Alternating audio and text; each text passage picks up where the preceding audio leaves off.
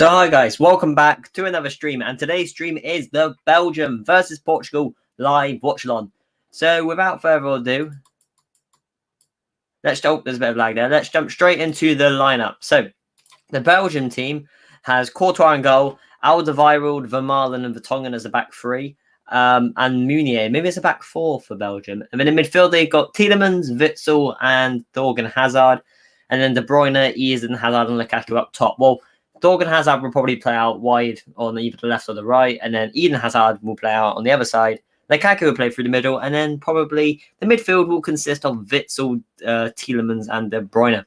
And then for Portugal, you've got Rui Patricio in goal, Dallo at right back, Pepe and Ruben Diaz at centre back, Guerrero at left back, Renato Sanchez, Paulinho, and Matinho in midfield, and Bernardo Silva on the right, I assume, Ronaldo up top, and Jota on the left. So, you may think, where's Bruno Fernandes? Why is he... Well, StreamYard is lagging a little bit.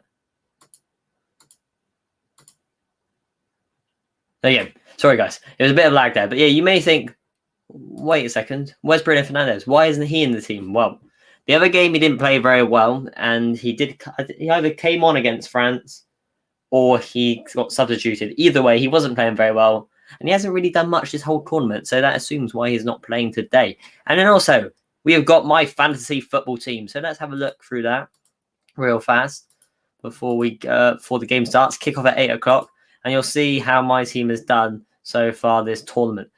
This match day, really. So it's been pretty disappointing, really, because I thought, yes, 15 points, I'll take that.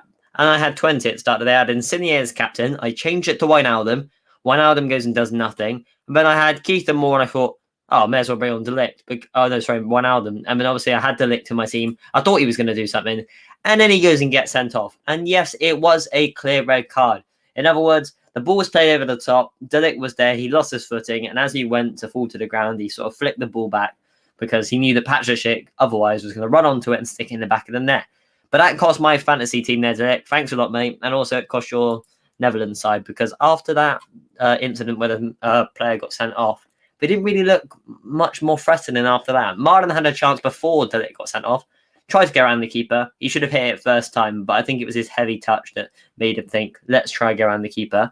And then from the set piece, without Van Dijk and without De Ligt, there's not much aerial threat in that Dutch team. So the ball came in, Callas came out of the back post, headed it across goal. I think it was, I can't remember the player, but someone headed it in at the back stick. So yeah, and today, well, this evening actually, for this game tonight, Portugal against Belgium, I have got Diogo Jota. So Jota is my only player playing tonight. And then I think I'm going to switch the captain's armband over to Gnabry or Mbappe or Kane for the next few days because, yeah, it wasn't very annoying, Jake. It was very annoying, mate. It's just a coincidence that De Ligt gets sent off and Wijnaldum does nothing. You would have put money. Well, you wouldn't put money, but you would have been pretty confident that either of those lads right there would have got you points. And Keith and Moore got me 1. And I thought, well, Wijnaldum's bound to get more, and he did. He got me 2. But then Insigne got me 6 because I had him as my captain, and then I brought in De Ligt. So it's not looking too good. I'm going to bring on Ben White for De Ligt because he gets rid of the -3, even though Ben White won't play. And that's why I bring on that Sudakov guy. Don't know who he is, though. Don't know who he is. And also, Spinazzola got me 5 points because he got an assist and played 120 minutes. And then obviously Insigne got a clean sheet and played 100 and something minutes as well. So today we have Diogo Jota. And then over the next few days we have Pau Torres, Varane, Mbappe, Kane and Gnabry. And then either of these two who are going to come on for De Ligt. I doubt either of them will play. And also today, we have got ourselves, the hair is all over this place, all over the shot. We have got ourselves Anthony Joshua Luxade, the traditional one that is always on the FBL Skills channel when we stream. Well, the other week we had this, but it was actually Vimto, but no, we have this today. I did the same as you by making Wijnaldum captain. Yeah, you would have thought, make Wijnaldum captain looks like the best decision. But no, it really wasn't. It really wasn't the best decision at all. And yeah. To be honest, though, the Netherlands didn't really look like creating anything throughout the game. They were constantly just hitting the ball forward and not really doing anything. That sort of cost them in the end. So they should have started the game off better, and then they could have finished it. But those last few goals and stuff, it was really, really, really annoying. We might have someone come on stream. That's why I see. I'm going to ask him if he's going to come on. He should let me know. Let me just ask him. Just ask Harvey to see if he's coming on the stream. If not, we'll try and get someone else on. My hair's a state. I had a trim the other week, but it's still a state.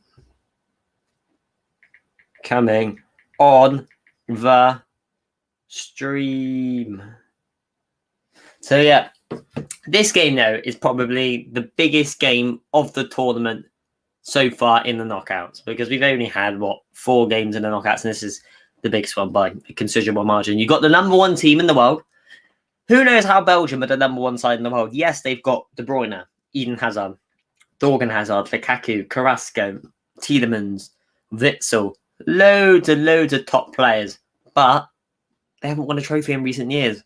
Whereas this Portugal team, who on paper does not look as good as the Belgium side, but they won the Euros in 2016. So it's kind of like, you know what I'm trying to say?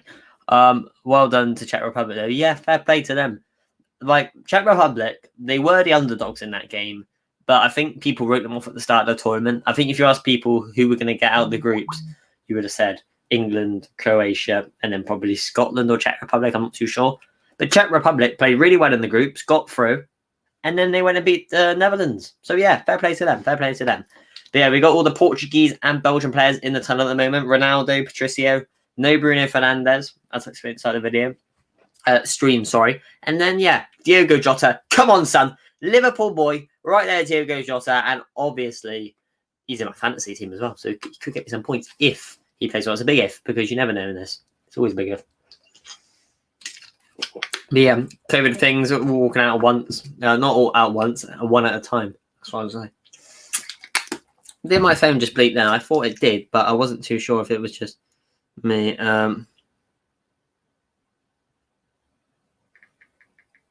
So no, Harvey is not coming on, but we might get someone on. We might get someone on the stream.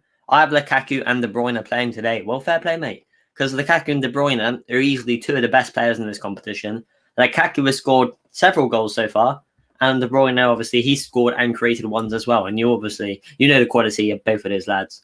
And another thing that's going to be tough, very, very tough for Portugal to stop today is not just Belgium's attack, but is their midfield. Because Tielemans and Witsel in the centre, on paper, they are good players, but they are tough to play against. I think they are better than the Portuguese midfield, which consists of Renato Sanchez, João Moutinho, and there's one more lad, but I can't remember who it is. It's Renato Sanchez, João Moutinho, and who is the other one? Come on, who is the other one? Renato Sanchez, João Moutinho. Put in the chat if you know who the other midfielder was for is Portugal. Oh yeah, Paulinho. That's a good midfield. But I think Tielemans and Witsel and De Bruyne is a slightly stronger midfield. But Renato Sanchez, absolutely outstanding the other day against France, and he deserves his place. Very much so. Very much so. Give me a second. I can ask someone else if they want to come on. So give me a second. You want to come on the stream, mate? I've got hiccups at the moment. To be fair, I've been sneezing all day. I don't know if it's hay fever or whatever. But it is kind of annoying, and I've just been doing that all day pretty much. But yeah, anyway, at this moment in time, we have 3 minutes till kick-off. 3 minutes until the biggest game of the knockout so far. So Belgium, #1 side in the world, according to whatever. And Portugal, the holders of the Euros, are going to play soon.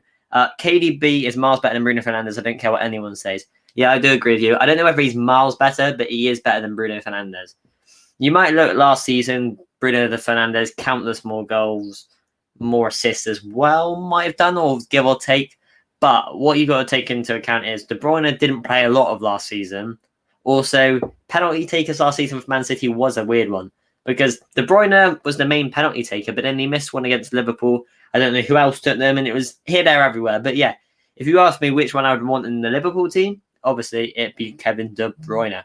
I think what he offers on the ball is no other midfielder in the world offers it. Because what can't he do going forward? He can finish on either foot. He's got one of the best passing abilities in world football. He can cross the ball in. He can dribble as well. Yes, he's not the best dribbler in the world, but he can drive for a few players. Top player. And yeah, 2 minutes till kickoff now. Let's see if this kiddie's going to come on stream. Come on, let's see. But he can't come on. No, Bruno done better in the Prem last season, though. Yeah, he did. And that's what you got to take into account. People write Bruno Fernandes off saying he's a pen merchant. And yes, he is a pen merchant in a way. It's hard to say because if you're a penalty taker for your club side and you get loads of penalties, you can't really not score them, if you know what I'm trying to say. And Man United get a lot of penalties. But yeah, he's a good player, top player, probably in the top 5-10 best players in the league. Really good player. But he's not at the same level as Kevin De Bruyne, in my opinion.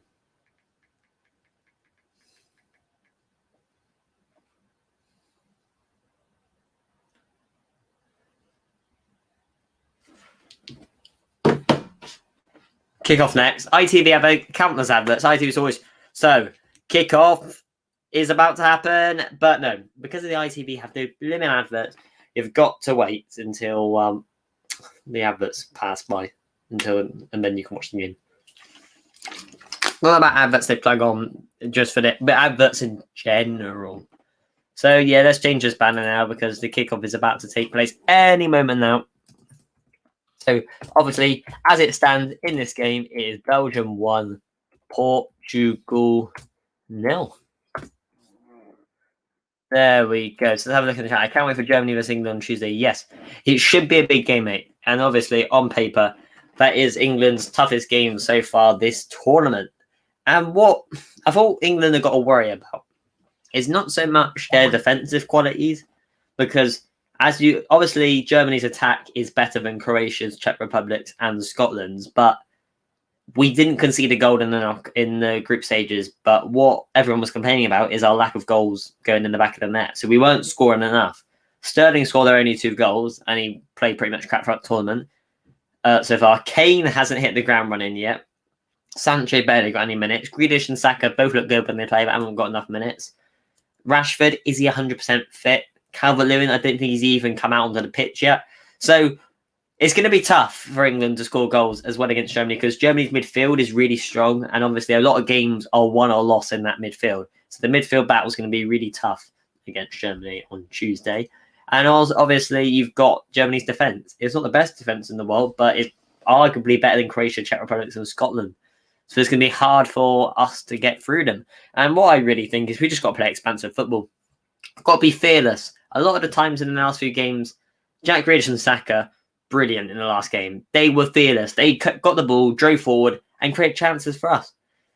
But we've got to do more of that. Otherwise, we're not going to capitalise and we're not going to score goals. And a big team like Germany, who's most likely going to dominate possession tomorrow, on Tuesday, is going to be really, really tough to play against. And obviously, another thing you've got to take into account is, like I said, their midfield. Kroos, Goretzka, Gundogan, and Kimmich, Jordan around that midfield. Very strong, pretty much better than all our midfielders. That's why I think Henderson needs to play. But not because I would say he's a better player than any of our midfielders that we've got at the moment, but also the thing is with Henderson is leadership. Leadership is literally, we don't have much leadership in this team. Kane, Pickford are the only 2 players in that whole England 11 and Sterling who have started consecutively over the last few games and have played in other major tournaments. Also with Henderson, he's passion. He's not going to let players lounge around. He's going to be shouting at them, and also he's not afraid to make a challenge. So we need to play like Henderson against Germany, but it's whether he's fit or not. Because if he's not fit, I don't know whether you risk playing him. And obviously, Southgate does not have the balls to play Jude Bellingham, because I think we would have seen him by now if he was a few years older. And obviously Sancho as well, because you need to play Sancho too. If we beat the Germans, we have a winnable route to the final. Yeah, I've looked at that. I think if we beat the Germans, then we obviously have Czech Republic, Sweden, Ukraine, Czech Republic, Sweden, Ukraine. I think they're our only options. Are they the only options in the quarters? Czech Republic, Sweden, Ukraine. No, it could be, Czech Republic, Sweden, Ukraine. I think that's what I want to say. Denmark as well. Denmark. But we can't have those because it's Denmark, Czechs. So we're either playing Sweden or Ukraine in the next round if we beat Germany. And then we play one of Czech or Denmark. And obviously we'll play one of the big boys in the final because it's going to be Belgium, Portugal, France. I'm pretty sure. Not banking on it, but it most likely is going to be one of those. Anyway, let's update the Instagram feed and tell them that we are live now on Instagram and that they should join them. Give me a second. Let's hop back over to the FPL Skills Instagram account. And then we'll go from there. This hair, I don't know, my fringe just likes to do what I like most days, honestly. Likes to do what it likes. Let's go on here now and let's update the story saying that we are live now on Instagram.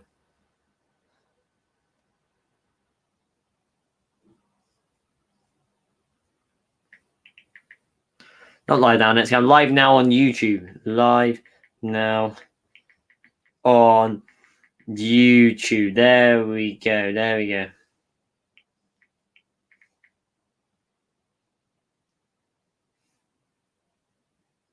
Let's put Jota there. Jota is a good promotion strategy. A Liverpool player. I like the Liverpool player, and then obviously he's big. His big face there. There we go. Look, you're gonna notice that if you're scrolling through the thing. Live now on you to the tube.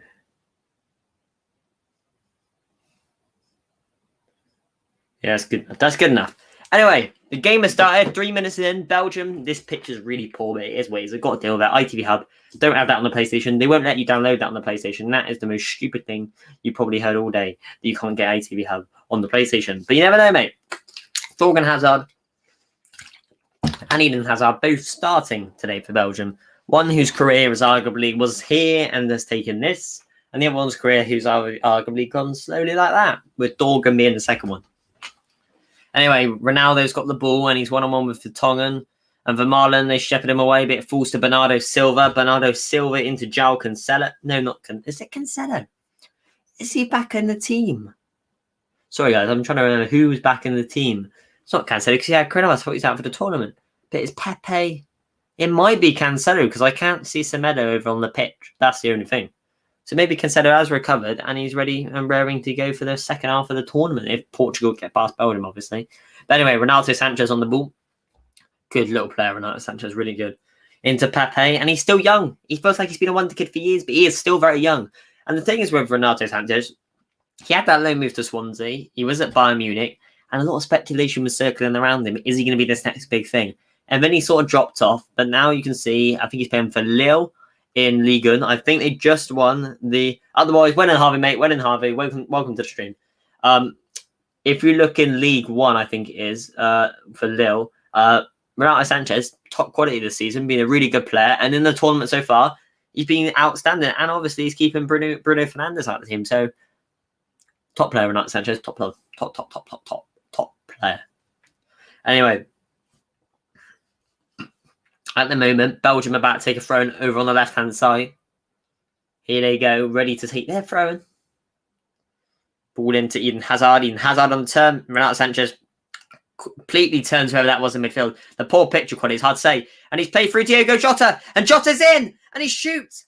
But was it a block? Was it deflection by... Was Toby out of... Ooh, I don't know what happened there.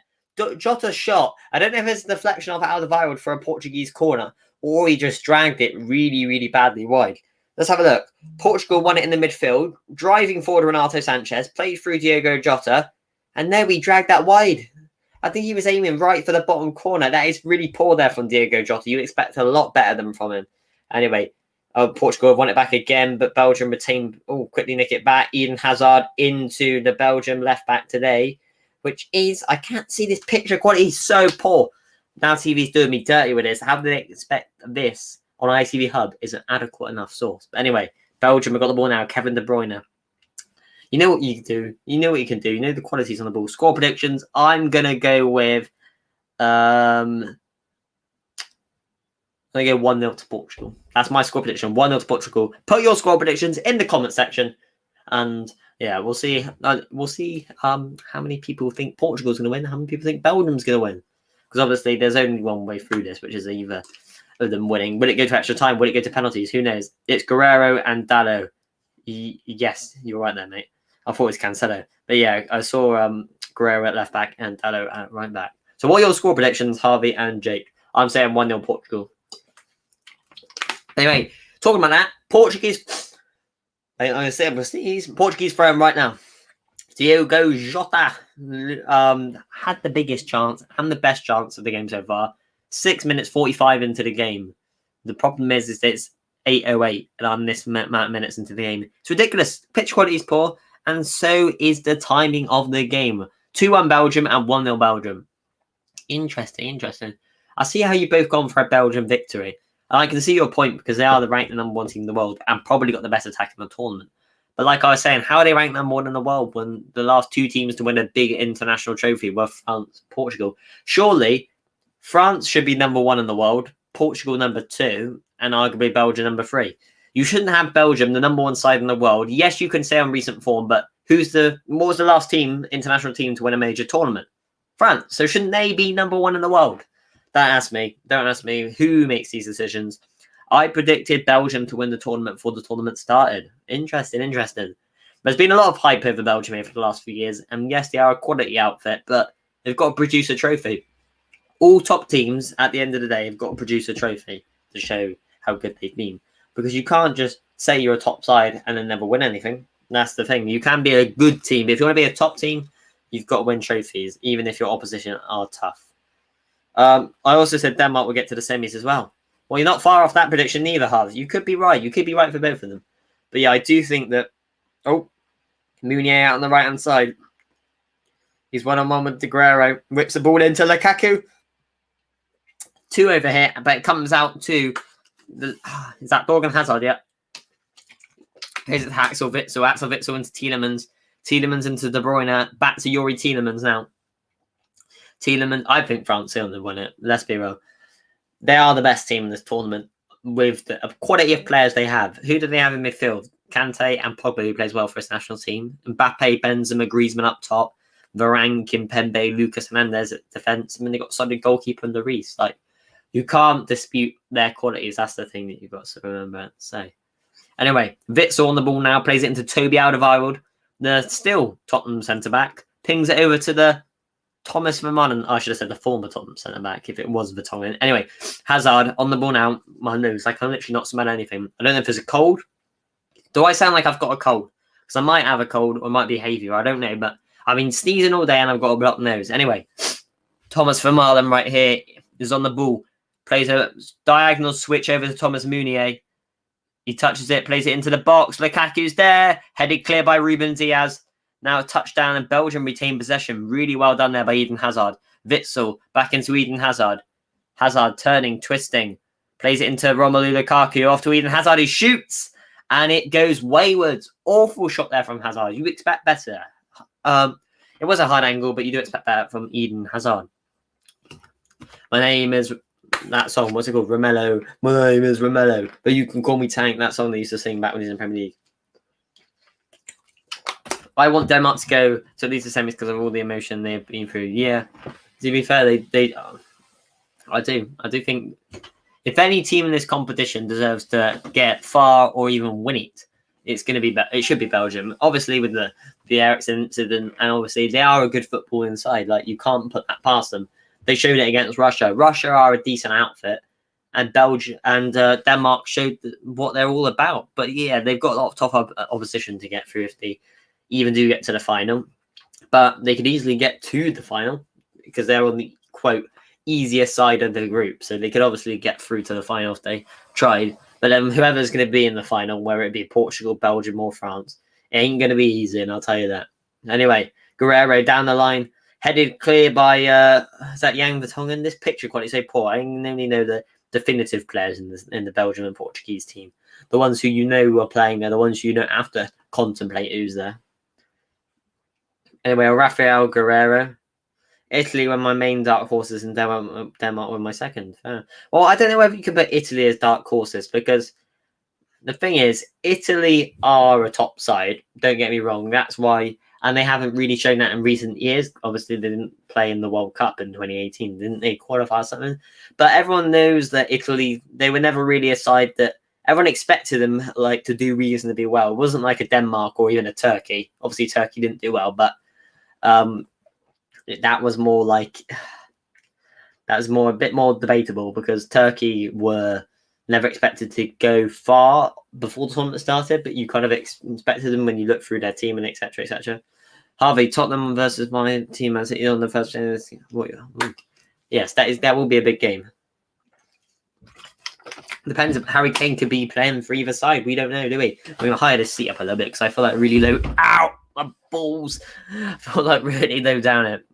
How's that? No one was speaking about them until they played Turkey.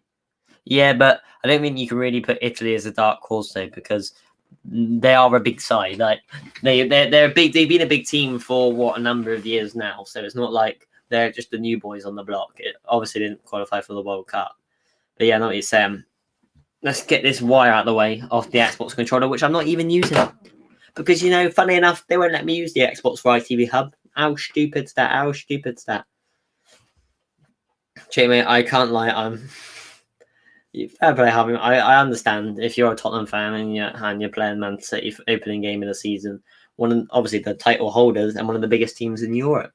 Axel Witsel plays it into Thomas Vermaelen. No, is that Vertonghen or Vermaelen? Who's their middle centre-back? They look the same from here. They look the same. It's a bit of hair's getting on my nerves. It's really getting on my nerves. Really, really getting on my nerves. Anyway, at this moment in time, 12 minutes in, bar the Jota chance, not too much has gone on either way for either Portugal or Belgium. It's been a very even affair so far, if you want to say that. Anyway, Thomas Meunier on the ball now. Throws it into Eden Hazard. Back to Thomas Meunier. Hazard skips past Sanchez. Brilliant ball inside for Axel Witsel. Although Fabrizio said we were looking to bid for Koundé. Oh, what is that? The French defender. He looks quite decent. What does he play for? Sevilla. De Bruyne. Ooh, headed clear by Ruben Diaz. Renato Sanchez heads it clear into the path of Ronaldo. Ronaldo goes for the header. Belgium retain possession really well, though. So far, Belgium have dominated the ball, but Portugal have had the only real chance of the game. Anyway, Bernardo Silva skipped past Axel Witsel.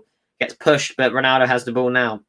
And it's out to Dalot, into Pepe. So at the moment, Portugal are just recycling play, trying to keep hold of the ball, not really doing too much with it. Let's get rid of this hair here. I don't want to do it, but it's annoying me. Fabrizio Romano, everyone can trust him pretty much. Whenever he says something to do with transfers, to do with football, everyone pretty much knows what he's on about. Everyone pretty much is going to think what he says is going to be right. Yeah, Sevilla I don't think he's worth 70 million. Maybe like 40, but yeah, I think you're pushing it for 70. I haven't watched too much of him, so I can't judge properly on him. But I think if he was worth 70 million, I think we would have heard more about him so far. But then to be fair, Diaz, he's been a really good defender. But when he's signed for 65 whatever million, you were thinking, that's pushing the boundaries right there.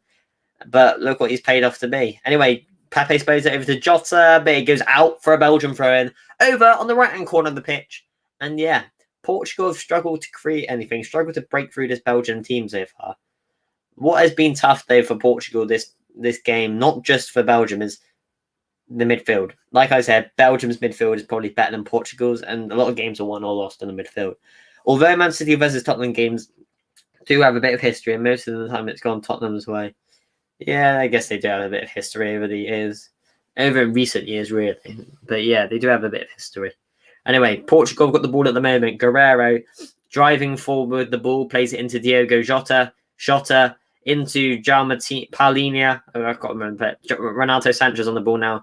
Really bright, really good player against France when Portugal played them. Out to Dalot. Into Bernardo Silva. Cuts back onto that left foot of his. It's closest thing to Messi, like dribbling Bernardo Silva. Obviously not the same level, but in the way he moves around the pitch, he's very similar. Anyway, Ronaldo on the ball now. Tries to skip past Belgian player, but it's into Diogo Jota. Jota. Back to Ronaldo. Ronaldo into Paulinho. Paulinho into Renato Sanchez. Sanchez plays it out wide to Dalot. Back out on this right-hand side. Switch of play into João Moutinho. Heavy touch by him. And he's caught late by Axel Witsel. And both players are rolling around on the ground. They both look hurt because they're both standing on the ground for a long time. Even though João Moutinho was probably appealing for some sort of free kick. Let's say Witsel comes in, João Moutinho comes in, and really, there's not too much in that. Yes, João Moutinho leaves a bit on Axel Witsel and vice versa, but there wasn't really too much in it. Martinez appeals. Yeah, Witsel does look a bit hurt, but I don't know too much of that. Maybe his studs went into Witsel, and then obviously part of Witsel's body went on João Moutinho, but nothing too much so far. The whole game's sort of like it's just players are trying to find their feet so far, trying to get going with the groove of things, if you're not trying to say. If you know what I'm trying to say. If you know what I'm trying to say. Anyway, Portugal fans making their voices heard in the ground. I don't know where it is. It should basically, when I make my thumbnails, I choose the stadium of where it's played, but it's like the Estadio de something or other. So I honestly don't know the full names of the stadium, full name and details.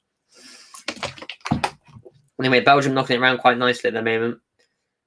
Was that Vertonghen or Vermaelen? Into Romelu Lukaku. Oh, nicked off by Diego Jota. Jota driving forward at speed. Sees Lukaku's whereabouts. Cuts back. He's telling them to get him. Get Jota. Don't give him the time and the space. I'm the striker in this team. I don't want to be tracking back all the way to chase Jota. Anyway, Diaz into Bernardo Silva now. He's on the ball. Plays it out to Dallo. Dallo into Ronaldo, who finds himself out on the right-hand side. He's deep. He's very deep at the moment, trying to create something. Into Renato Sanchez. Sanchez back to Pepe, and Diaz has almost gone up to the right-hand side now. Portugal are trying to compress this Belgium team, but they're very hard to get through. Anyway, Pepe on the ball now. Well, if you're going to do a combined 11, put in the chat, guys, the combined 11 for Belgium and Portugal. I would say in goal, I think you've got to go with Courtois. Your left back, I think you've got to go with Daniel Levy. Apparently wants to bring in the right manager because he's scared of the fans on the first game of the season, so he wants to make us happy. Is that what you think of, or is that what you know? Because obviously he's going to want to please the fans. A lot of Tottenham fans don't like Daniel Levy, but is that your assumption? Anyway, Eden Hazard's here. Is it Eden Hazard? No, yeah, it is. Ooh. Is the balls on the edge of the box? Everyone's on top of each other. Jota should have scored that chance. So yeah, he should have. He dragged it very well wide. Even if he didn't score it, he should have worked the keeper, and he didn't do that. All right, let's go back to Portugal versus Belgium combined 11. What would be your combined 11 for Portugal versus Belgium? I'm going to say Courtois in goal. At left back, I'm going to say Guerrero. And centre backs, I'm going to say Ruben Diaz and Toby Alderweireld. And then at right back, I'm going to say Cancelo when he's fit. So that's already 3 Portuguese players, 1 Belgian player. No, 2 Belgian players. But in the midfield 3, I'm going to say De Bruyne, Tielemans, and Renato Sanchez. So that's 4 Belgian players and 3 and 4 Belgian players, 5 Portuguese players. That makes 9. Well, that can do because then I've only had the midfield 3. So I've had. Anyway, let's go back. Courtois and goal, Belgium. Left back Guerrero, Portuguese. Right back Cancelo, Portuguese. Ruben Diaz, Portuguese. Alderweireld, Belgium. Midfield 3 of De Bruyne, Belgium. Tielemans, Belgium. And Renato Sanchez, Portuguese. At least 4. So that's 8. And then 4 of each. And then up front, you've obviously got to go Ronaldo. Talking about him, he's in at the moment, but brilliant challenge there. But I think it was always offside anyway. I'm going to say front 3 of Ronaldo. Obviously, that's 1 Portugal player right there. And then out, I'm going to say, like, you can't really play Lukaku and Ronaldo. So I'm going to say Jota. That's another Portuguese player. And I'm going to say Eden Hazard when he's fit, but obviously you can't write off what Lukaku's capabilities are. But yeah, obviously the mainstays are going to be Ronaldo, De Bruyne, Ruben Diaz. I think they're players that are shooing in that team. What he doesn't realise is that he will get a load of abuse anyway, no matter who we appoint. Nozak has been reported by Alistair Gold, who is a very reliable journalist that reports only Tottenham stuff. Well, fair enough, mate. But who do you think you're going to get in? Because obviously Scott Parker, it looks like he's about to get the Bournemouth job. Ten Hag, I don't know too much about what's happening with at the moment. Nagelsmann's going to Bayern. Who is going to be your manager come the start of the new season? And no Bruno Fernandes in the midfield then? No. Because I feel like you can't have De Bruyne and Fernandes in the midfield because it's a bit too attacking. So I feel like you've got to have Renato Sanchez and Tielemans for the balance, if you know what I mean. And I trust Alistair more than Fabrizio because he has a deep insight. Oh, fair enough. I guess Fabrizio is more transfer speculation, and I guess that guy's more in and around Tottenham, like their ins and outs of the club. Ronaldo's hurt his face at the moment, concussion in. Portugal got the ball there, passing around. Ronaldo jumps back up to his feet, continues with the game. Good sportsmanship there. But type in the chat, guys, you too. I know you're in there. Your combined 11 for Portugal versus Belgium. So you have, what favourite players are your Portuguese and obviously your Belgium as well?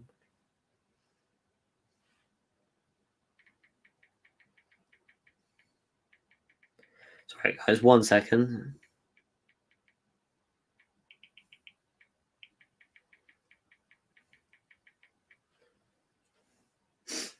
Do do do do do do do do do do do do do. I heard Nuno, the Wolves manager, is in talks to become the new Spurs manager. Well, what do you think of that, Harvey? Because a lot of Wolves fans said that Nuno was a bit boring with his play, and there's not much variation to it. In talks with Nuno, but Levy doesn't want him due to his defensive football, and we have contracted Ernesto Valverde. His name sounds familiar. Who does he manage? And what's happening with Ten Hag?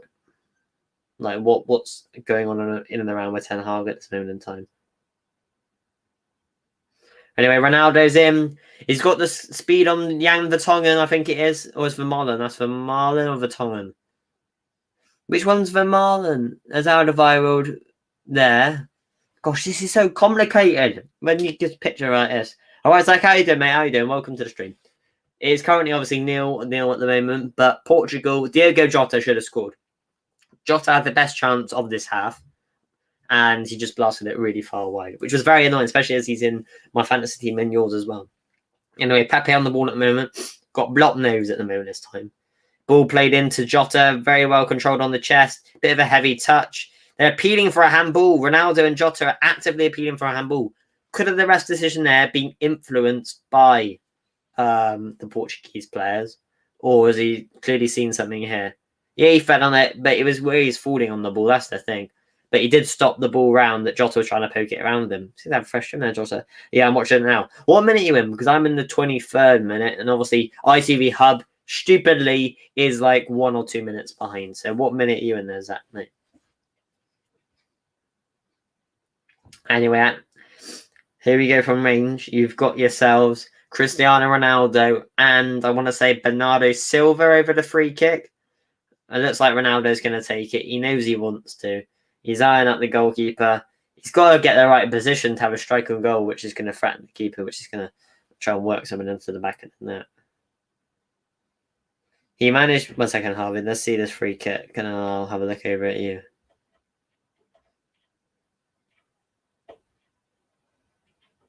Yeah, whipping to Jota would be nice. Give me a second, guys. Give me a second. Ronaldo shoots! Saved by the keeper! Oh, Pallier tried to head it back over, and it's straight into the gloves of Patricio. He managed Barcelona, and Ten Hag is 100% off. And Ten Hag was talking to us, and he wanted the job, even after signing the new contract of Ajax, but Tottenham didn't follow up with any talks. Is that Tottenham for you? Daniel Levy does not follow up with the talks, because in my opinion, I don't know too much about Ten Hag, but I've watched Ajax over the last few seasons, and he looks like a good manager. And if you stay in the Dutch league, it's hard because when you stay in that league of Ajax and all of those teams, there's not much ambition because the domestic league is pretty much won every season by Ajax, isn't it? And who are the other teams in that league? Well, it's pretty much Ajax every season, and then it's hard for them to almost progress in the Champions League because they get their players: De Ligt, Frankie De Jong, Donny van der Beek, Ziyech, David Neres, all these top players, and the majority of them leave for bigger clubs, so it's hard for them to stay. Imagine if Spurs didn't get a manager before the start of the season. Could have been a goal. Yeah, and I don't think that's an excuse, Jake, mate. Like, honestly, if they didn't get a manager before the start of the season, there's got to be words with the Tottenham board because Tottenham, a size club of Tottenham, have had the season finished in May? They're going to have the whole of June, the whole of July, and the whole of, half of August. They get a manager 2.5 months to get a manager done. Realistically, they should have been straight into the manager market straight away. And I don't know why they don't settle with one manager. And obviously, you can hear a lot of reports. Tottenham didn't follow up with any talks, this, that, and the other. But at the end of the day, you're never going to know the full insight. Maybe the managers didn't want to join. Maybe the managers did. You don't know the full ins and outs. You just got to try and take from the media what you can. And that could have been a goal. Yeah, it could have been a goal. That could have been a goal. Anyway, Belgium retain possession. Hazard, but flicks it right into Renato Sanchez, who dinks a wonderful ball into Diogo Jota. He's got the other side of Thomas Vermaelen, back into Guerrero. Poor touch. Guerrero back onto the edge of the box. Paulinho into Renato Sanchez. Renato Sanchez out wide to Diego Dallo. Dallo whips the ball in, but it's poor. It's nipping around the back post. Headed clear by the Belgian player. It's right back out to Rafael Guerrero. Guerrero into Paulinho. Paulinho from range. And well over the bar. Poor shot from him there. he did come on the other day against France and did play really well. Could be linked to why he's starting today. Saka, if we were a proper club, we would have snapped up Conte easily and would have backed him. Yeah. The thing is, Tottenham are a big side. Don't get me wrong. They're not the biggest team in England. They're not the biggest team in Europe. They're not really one of the biggest teams in Europe at this moment in time. But over the last 10, 15 years, you can't deny Tottenham have been up there in and around the top stages of Europe and in the Premier League. But yeah, you should have got either Antonio Conte in. Because where's he gone now? I'm not too sure where he's gone. And obviously, you couldn't have got Hansi Flick. He moved from Bayern to Germany. I don't think he moved from Bayern to Tottenham. Ten Hag, like you said, doesn't seem to be going anywhere. Scott Parker's off the Bournemouth, it looks like. And obviously, you've got a few other managers who could have gone in like Nuno, but it's defensive football. The thing is with Nuno, a lot of Wolves fans have said that they don't like Nuno because it was the same old stuff. The football was defensive. The football was boring. We lacked ideas. That's what I'm trying to make up things that they've said. Not that I'm actually making it up, but what I'm trying to say is like I've heard things and I'm going to guess what they're saying. Tottenham in the bin, they aren't doing very well either, mate. They aren't doing very well at the moment. But yeah, I've heard a lot of Wolves fans, I'm not making out, but I've heard a lot of Wolves fans saying that Nuno is a bit boring football. And I don't think they were getting on. I think they were getting on his back a little bit. I don't think they really liked him. So obviously he decided to resign. But it was a weird one because last season you could have said to Wolves that obviously there was no Raul Jimenez. Wolves missed Doherty last season. He went to Tottenham. Obviously, Doherty didn't flourish at Tottenham last season, but obviously he left them. He created loads of chances for them, scored loads of goals. Jota went to Liverpool. He scored a lot of goals for Wolves last season. And then Jimenez got injured. So there's arguably their three best players last season weren't playing for the majority, if not the whole of this season, just gone. So you've got to take that into account for Wolves. But then, yeah, maybe Nuno just didn't feel like the job was right for him anymore. And they weren't really escalating each year because they were 7th and 7th and now 10th, 11th. But like I said, a lot of players that were key for them the previous seasons weren't there. Netherlands did shit, so should I bring in Muller in for Depay? No, I wouldn't bring in anyone yet, Zach, because you don't know if Germany are going to go through. If Germany don't go through, and England go through instead, then there'd be no point in bringing Thomas Muller in. So don't make any transfers until this week's finished. I know this has nothing to do with the managers, but I feel so bad for Davinson Sanchez. He gets criticised too much. Well, Harvey absolutely hates Davinson Sanchez. I know that for a fact. But what I've learned about Davinson Sanchez is he's quick and he's strong and he's a decent defender, but he's got a mistake in him. He's a bit like Lovren in the way because he was a really good defender in his day, but I think Lovren was better than Davinson Sanchez. But also, the thing is with him as well, they both have a mistake in them. And Rudiger for Dumfries. Don't bring in any players yet, Zach. What do you mean no for the game? On the bench. If we meant transfer them in, yeah, bring them off the bench. Yeah, 100% bring them off the bench if they've done that. Because whatever you're going to happen, then most likely either going to equal the points or succeed if you're lucky. But obviously, you kind of want England to win, don't you? This shows how tight Levy is, right? Fonseca wanted $3 million a year in a salary, but Levy didn't want to pay it. Like what? We just had Jose on $13 million a year or something, but now we won't even pay $3 million. Yeah, that's the thing. The problem is, yes, Jose Mourinho is a bigger caliber, higher caliber, better quality of manager than Fonseca. I don't really know who he is, but I think we're going to hear more about him. But obviously, that is £10 million less per year you'd have to pay. And surely if he's that decent of a manager, you're going to want $3 million a year isn't that bad compared to 13. But I kind of think that Tottenham, obviously maybe they got Mourinho off the cards because of money. Because you're paying that much per year for a manager. If you can only pay $3 million a year, that 10 million might seem not a lot, but obviously with the pandemic and stuff, that could be put into transfers. So maybe that's why. But yeah, I would have accepted $3 million a year. You need to get a manager in at this rate. You haven't got too long in left to the window shuts. Not the window shuts till the season starts, and you haven't really got manager settled down. No, for the game, yeah. Bring in Muller and Rudiger, but don't do it yet. If you've left the stream and done it, all right. But wait till either the lineups come out. No, because the lineup's a bit late. Wait till Tuesday because Muller or Rudiger could pull up with an injury in training. They could have something that means they're not going to play. So don't bring any players yet until either before the deadline or tomorrow. Because if you look here, let's whip it up a second. So Euro 2020. Doing it on my phone, but because there's players playing now. Yeah, you can't do it now anyway. I was struggling to remember what you say, Zach, but yeah. If you look here on Tuesday, the 29th, It's mad how Levy sacked Jose before a cup final. Yeah, I don't think we'll ever hear the end of that or why the reason he did it. Because why would you sack a manager no matter what's happening before a cup final? Because he knows what team he's probably going to pick for that game. And obviously, Jose Mourinho is a serial winner. No matter what they say about him in recent seasons, he knows how to win trophies. And then you've got him, and at the moment, who's the guy they had in? Ryan Mason, who has no experience as a manager, trying to lead Tottenham to a cup final. The only reason I could back Levy for that is that maybe if we bring Ryan Mason in, the players might really want to win for him on his first game, but you can't buy experience, and Mourinho has bags of that. But yeah, what we have here, mate, what's your thoughts on Scott Parker to Bournemouth? Well, on paper, that looks like a really good deal for Bournemouth because Scott Parker is a really good manager, especially with the Fulham side he had last season. They struggled to score goals, but they couldn't really. All right, first game of the season, they got absolutely destroyed, didn't they? I think it was by Arsenal. And then he completely changed like all 11 players to a completely new 11 and sort of started playing them through the season. But Mitrovic didn't really do much up front. They struggled for goals. And Lookman's a good player, and so is Carvalho, but they missed a bunch of penalties between the pair of them. The whole team missed a bunch of penalties. Didn't really have a proper striker. And yeah, at the back, though, they did play well. Anderson, really good defender. I think he could get bought by a few big teams this summer. And also a problem is a majority of their players are on loan. So if Fulham want to go back up, it's going to be hard for them. But yeah, what I'm trying to say is overall is that Scott Parker is a good manager. He's young. So obviously he's a brand of football is attacking because it seems like a lot of managers nowadays seem to play more attacking football. The younger ones, they want to see more attacking. They've seen teams over the years like Guardiola, Klopp. Mourinho is more defensive, but Guardiola and Klopp are two managers in the previous 3, 4, 5 years who have played attacking football and it's paid off. Zidane plays quite attacking football here and there. Don't know too much about him. Conte and Mourinho succeed by playing defensive football, but it's not as enjoyable to watch.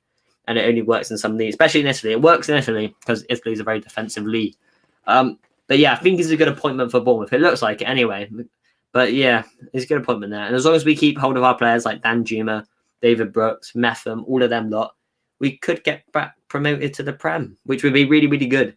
I think it'd be good for Bournemouth. Hopefully they get into Prem. Yeah, just got to keep hold of their players. But what was I saying?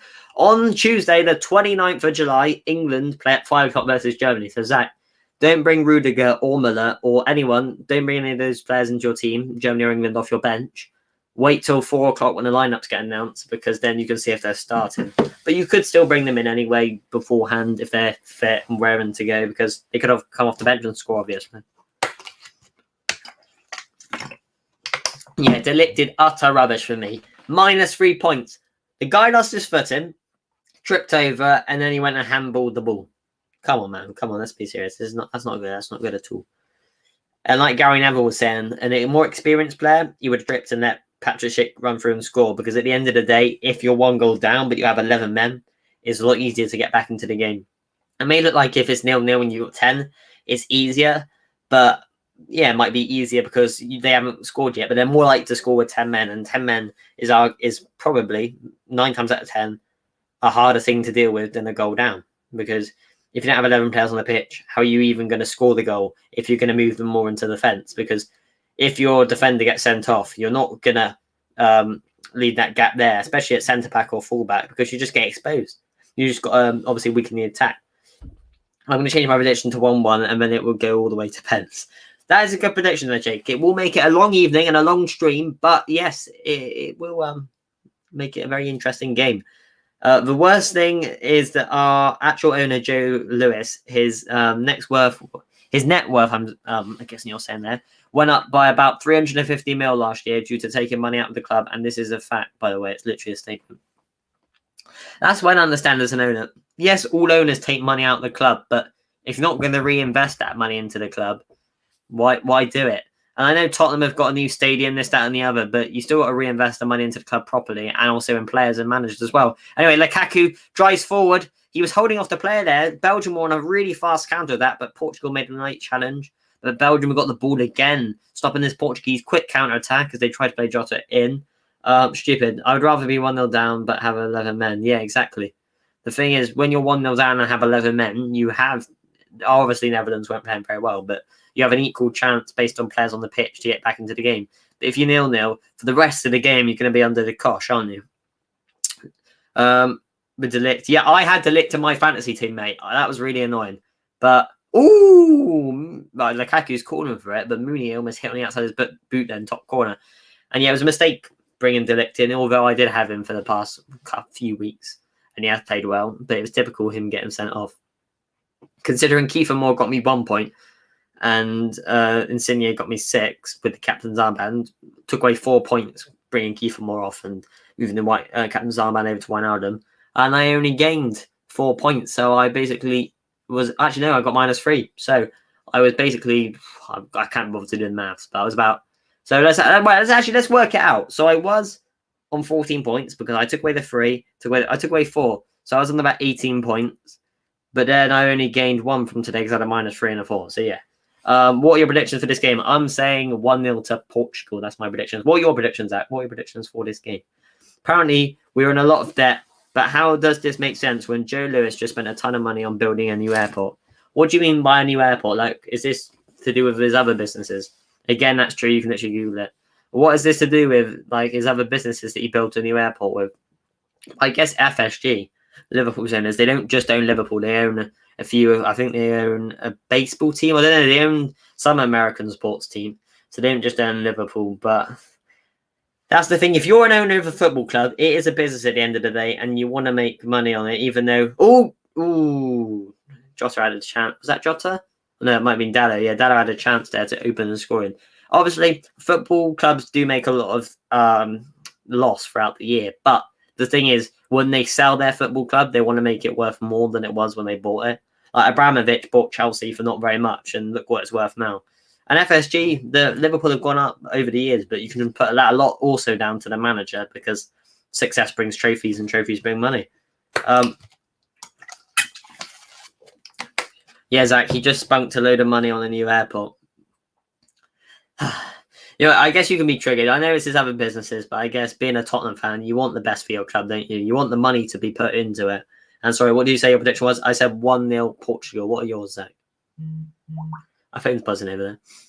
Alderweireld into Thomas Meunier.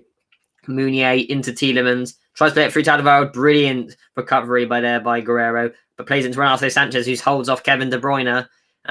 He's still got the ball. He's driving through midfield. Skips past Axel Witsel. Brilliant from Renato Sanchez. And he finds the on-rushing Bernardo Silva. And now he's one-on-one with Jan Vertonghen. Kaiser cut past him. Belgian players get players back. And it's out for a corner for Portugal. 39 minutes on the clock. And the first corner of the game for Portugal. I want to say, or it was one of the first anyway. Hopefully a 3-3 and down to pens. That would be a good game. Yeah, it would be a good game to be fair. You want to get enjoyment out of football. Yes, fantasy football is a thing, but if you don't have any defenders in this game, you want all the goals you can get. Obviously, if you have a midfielder, they get 1 point. But realistically, if they score a few goals, I don't think you'll mind too much. And yeah, it would be a good game. I just read what you said. Guys, we have been talking about the Euros a lot, but who's winning the Copa America, even though none of us watch it? To be honest, Jake, I don't know. Probably Brazil. Did you hear there's a lot of controversy the other day in the Copa America because I think they scored a goal, but it bounced off the ref, and then apparently the play or something shouldn't have resumed. I don't know, but it shouldn't have been a goal, and basically Brazil scored a winner, so they shouldn't have won the game. But I think it will be Brazil. It's outrageous. I given up on this week. It's been shit for me. Well, Zach, if I look at your team, give me a second.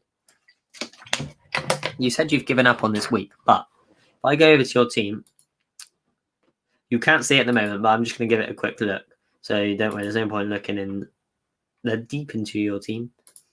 But if I go to see how your team's doing, you might think, oh, it's only on 13 points, but you've still got Grealish, still got Mbappe, still got Kante, still got John Stones, still got Pickford, obviously Müller and Rudiger if you want to bring them on either or. So yeah. And don't take off Depay, Zach. Take off Dumfries because he got you 0 points, and take off either Wijnaldum or you could take off Depay, but make sure you take off Dumfries as well. But yeah, you've got Thomas Müller and Antonio Rudiger still to play, and Mbappe, so you're not all done for, mate. You're not all done for. But anyway, Lukaku holds off Ruben Diaz, plays into Kevin De Bruyne. Brilliant tackle there, but Belgium retain possession. Thomas Meunier out to Thorgan Hazard, who shoots from range. What a goal! Thorgan Hazard opens the scoring here. 41 minutes into the game. Belgium 1, Portugal 0. What a strike from Thorgan Hazard. There we go. There goes my prediction right out the window. But what a strike from the Belgium man. What a finish. Eden Hazard's there, but even he wouldn't have finished that. That was a brilliant strike from Thorgan Hazard. He cut it onto his right foot. No one closed him down, and it nestled in the bottom corner. What a goal. Yeah, it was been a brilliant goal. There's that, mate. Brilliant goal. Portugal thought they had it, but Meunier played it into Hazard. Space opened up for him. No one closed him down, and what a strike. Nestled right in the bottom corner. Thorgan Hazard opens the scoring here. Belgium 1, Portugal 0. So what a goal, what a goal. Yes, it was a brilliant goal. You are right, lads. It was a brilliant goal. Patricio couldn't have got to that. It was right in the bottom corner. No chance. And 42 minutes on the clock. Belgium opening the scoring here. Very interesting because Belgium have had chances, but not really any clear-cut chances. And that wasn't really a clear-cut chance. But yeah, what a goal, lads. What a goal, what a goal. Pepe, there goes my prediction. But all of your predictions, I think, are still in it. All right, back to Patricio. Patricio now. Belgium's attack is ridiculous. Who have they got? Thorgan Hazard, Eden Hazard, Kevin De Bruyne, Romelu Lukaku, Yannick Carrasco, Trossard, Dries Mertens, Doku. 8 outstanding attackers there, and obviously some of them are world class. And obviously you could put De Bruyne in that equation if you haven't already. Anyway, Ronaldo's got the ball here, plays it out to Guerrero, sorry. That's quite big there, Guerrero. Plays it down the line to Diogo Jota. Jota whips the ball in. It's a bit too deep. Falls to Dalot. Dalot plays down to Bernardo Silva. He cuts it back to Ronaldo. Tries to be intercepted by Witsel. And Belgium now have the ball. Knocking it around really nicely at the moment, Belgium. Passing it around, trying to carve their way through this Portugal side. There is pressure by Portugal, but Belgium don't seem too bothered. Right now he does. He does that little ball roll and hoofs out the pitch. Could he easily played it back to the keeper? I was waiting 2 minutes to say that. Well, Harvey, mate, if you watch the ITV Hub, they are a few minutes behind. So I guess you were waiting to say that. And I said 1-1. So, Jake, your prediction is still in this. Harvey's, yes, yours is as well. So is Zach's, but not mine. Mine is out the window. Gone out the window like that. Easy. Easy peasy gone. Because my prediction was 1-0 Portugal. Anyway, now De Bruyne is on the attack. He's driving forward. Brilliant challenge by Paulinho, but it's picked up by Eden Hazard. Eden Hazard skips past the defender, right for the onrushing Thomas Meunier, tries to play it into the box, and it's almost a poor clearance by Dalot there, but Patricio claims that was very close. Saves 44th minute. Yeah, it's the 44th minute now, mate. But I am slightly behind compared to what you guys are. Yellow card for Paulinho. I think it was that challenge in midfield. It was the advantage play because Hazard picked up the ball. But I thought it was a good challenge initially, and I thought Hazard picked it up, but maybe it wasn't as good of a challenge as I thought. Let's have a look at this replay from Paulinho. So De Bruyne was racing through midfield, and Paulinho comes in. That's debatable because he does put. The thing is, I think he pulls slightly on De Bruyne's shirt, but I think he gets the ball before the man. And obviously, if you win the ball before the man, but then it was from behind. That's that. And De Bruyne, it's a hard one. I can see why it was given as a foul, but I can see why if it wasn't given as a foul as well. Harvey, did I say 1-1? If it stays the same, then I'm bang on. Harvey, did I say 1-1? 1-0, sorry. I don't know what you said that, mate, but I guess you're asking Harvey. But anyway, De Bruyne looks injured from this, so maybe it was a harsher challenge than I thought initially. But Thorgan Hazard, mate, that was squealing, and it's squealing. Fair play to Thorgan Hazard. Going to the tournament contender already. Beautiful strike. It wasn't even whipped. It was like drilled into that bottom corner. What a strike. Patricio caught off guard straight away there. You weren't expecting Thorgan Hazard to have a strike on there from there. And even if you did, you thought it'd go wayward. But it nestled. Look at that. It was like a knuckleball almost. And Patricio, he was fingertips away. But what a strike it was. What a strike. Thorgan Hazard, mate. Fair play to you, Sam. Fair play to you. Top strike. But Kevin De Bruyne now is on the deck, and it doesn't look too good for Belgium. If they're arguably their best player, it could be out. Could be out even if they qualify for the rest of the tournament. My phone's buzzing away. Is it relevant for me to talk right now? So yeah, I guess we'll see how it goes. Oh, you sent me something about Tottenham. Let's have a look.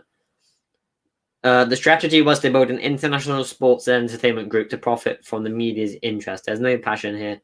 Yeah, to be fair, you are right. But a lot of owners are like that. Very few are in one with the club. Like, at the end of the day, it is a business. But yeah, I can see where you're coming from, mate. It is frustrating. It's like with FSG as well. We're a buy-to-sell club at Liverpool. Anyway, Bernardo Silva now plays it in. De Bruyne is back on his feet. Ball in. Ronaldo jumps just above his head.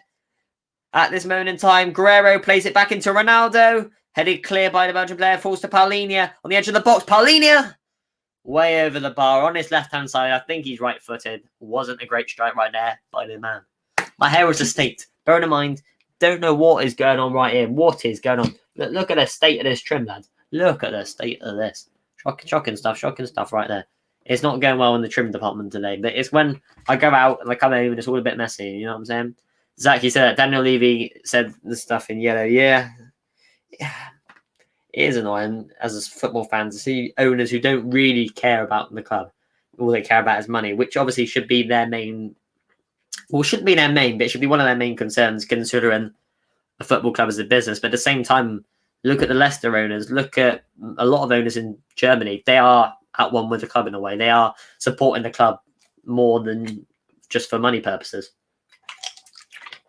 Anyway, it is now half-time, and the score is Belgium 1, Portugal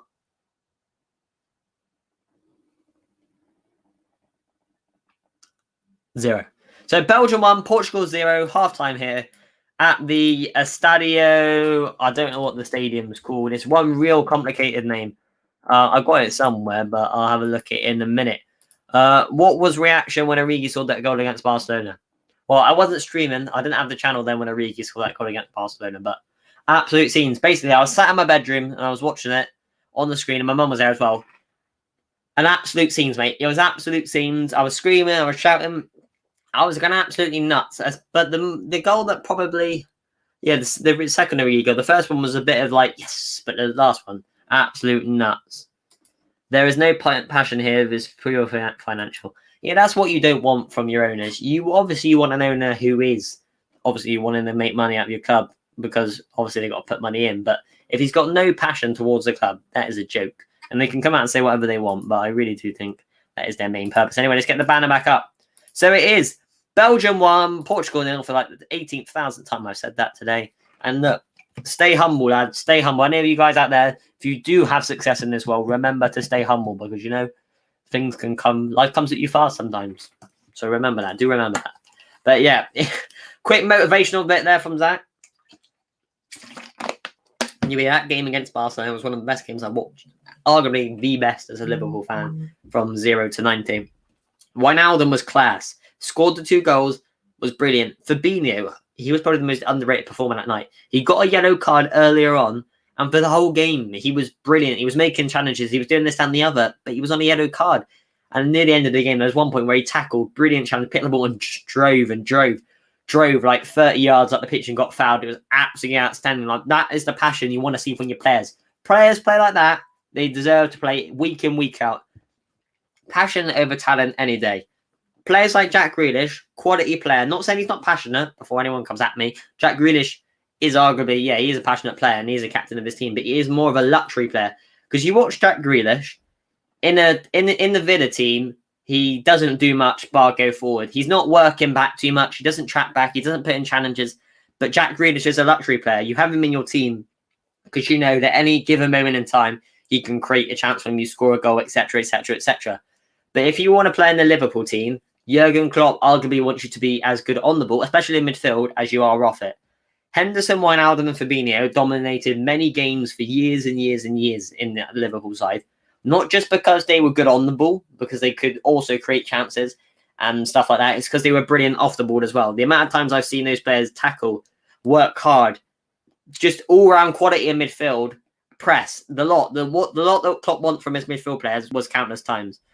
Yet in the documentary, he goes on about how he's a massive fan of Tottenham and does what's best for us. All right, when I think he says he does what's best for you, I think it's almost like, it's hard to say, but it's almost like he's trying to do best for you financially as opposed to bringing in players. Like, obviously, like the financially, I mean the whole club, not financially bringing in players, if you know what I'm trying to say. Fabinho is class. Fabinho is class. And was arguably one of Liverpool's best players last season, probably the second best player behind Mo Salah, because he played at centre-back for a lot of the season. What wouldn't have he done without Fabinho? He filled in at centre-back, and obviously when he came back into midfield, he was outstanding too. Trent was amazing that night as well. Yeah, Trent was amazing. The ball's in from that corner. Corner taken quickly. Origi! Absolute scenes, mate, Anfield. Absolute scenes. I remember that moment. I don't think I was doing for that moment. It's almost like I don't remember it happening. Maybe I was thinking, oh, it's a corner.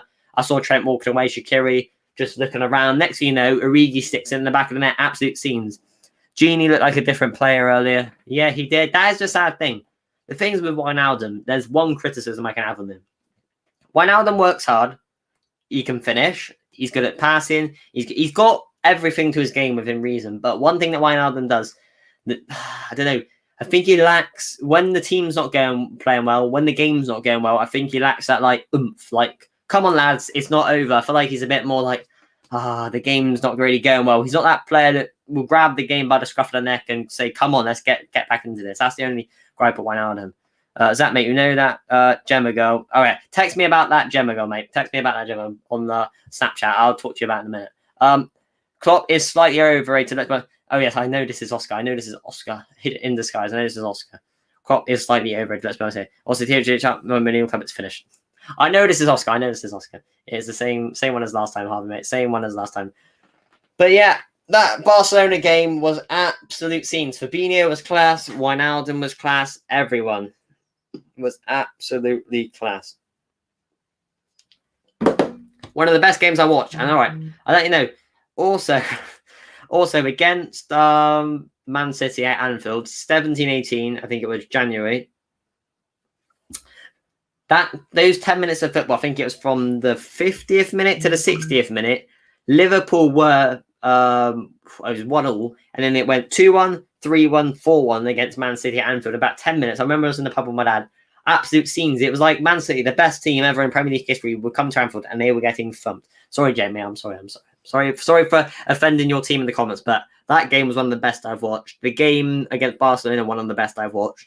Another one was Man United at Anfield when we beat them 2-0. Absolute scenes. Wijnaldum was nutmegging players for fun. Henderson hit the post. Firmino scored the goal that shouldn't have been disallowed. Obviously, Van Dijk's header. Salah's late on winner. Absolute scenes. I was so happy. Love being Man United. And obviously, the one at Old Trafford where we won 4-2. Man City at Anfield. There's nothing much better, really. There's nothing much better than Liverpool under the lights at Anfield, mate. Premier League, Champions League, you name it. There's countless games I've watched over the years where Liverpool have played, and we've just been absolutely outstanding. The fans getting on the other team's back, the players pressing, Wijnaldum, Henderson, Fabinho in midfield, tackling, harassing players. Beautiful stuff. And then obviously the Euros and national football. I like international football. I like England. I like stuff, Scotland, Wales. I respect them, but it's nothing quite like Premier League football. Fair enough, mate. You played amazing in months, doesn't it? I remember. Yeah. To be fair, you did almost get back into the game. It did finish 4-3, and that was the bit that was kind of like that was the bit that made me nervous, very nervous. That bit when you came back into game 4-3, I thought it could go to 4-all. And yeah, sadly for you, Aguero never scored at Anfield in the end, but Sterling did. Sterling did score when we had that absolute horrendous performance earlier on this year. But anyway, guys, it is still halftime at this moment. Put in the comments, guys, what has been your favourite game as a football fan? Yeah, you may support City, you may support Tottenham, you may support Chelsea, you may support Arsenal, whatever team you support. Type in the comment section what's been your favourite game as a football fan to watch on TV or in the ground, whatever. Let's hear, because I've waffled on for long enough about what my favourite games have been as a football fan. But put in the comments what your favourite games have been as a football fan, because I want to know what your favourite games have been as a football fan. All right, no worries, that mate. Yeah, Lucas Moura's. Yeah, to be fair, away goals. I don't know why they ever abolished away goal in Europe. It's stupid. Away goal makes the game so key. Say you go to Zach, I'll reply to your message in a second, mate. But say you go to the away ground and you win 1-0. Say you win 2-0.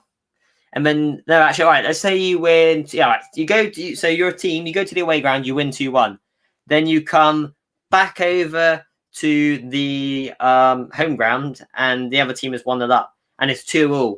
And in that sort of usual situation, right, yeah, the other team's 1-0 up and it's 2-2 on aggregate. In that situation right there, you're going to go through because you scored the 2 away goals and they scored 1. But then now that's going to make teams sit on the fence and just defend and defend and defend. The other team's got to come out and well, that's a bad example. What I'm trying to say is, it's just the thing is, what I'm trying to say is the away goal, getting rid of the away goal, is stupid. It's going to make teams not come out. They're going to sit on results and try and take it to extra time and then try and grind out wins and stuff. The away goal made teams go for games. It made teams go for games. All right, guys. No, stop beefing in the comments. Stop beefing in the comments. I don't know. I'm going to be irrelevant to those comments.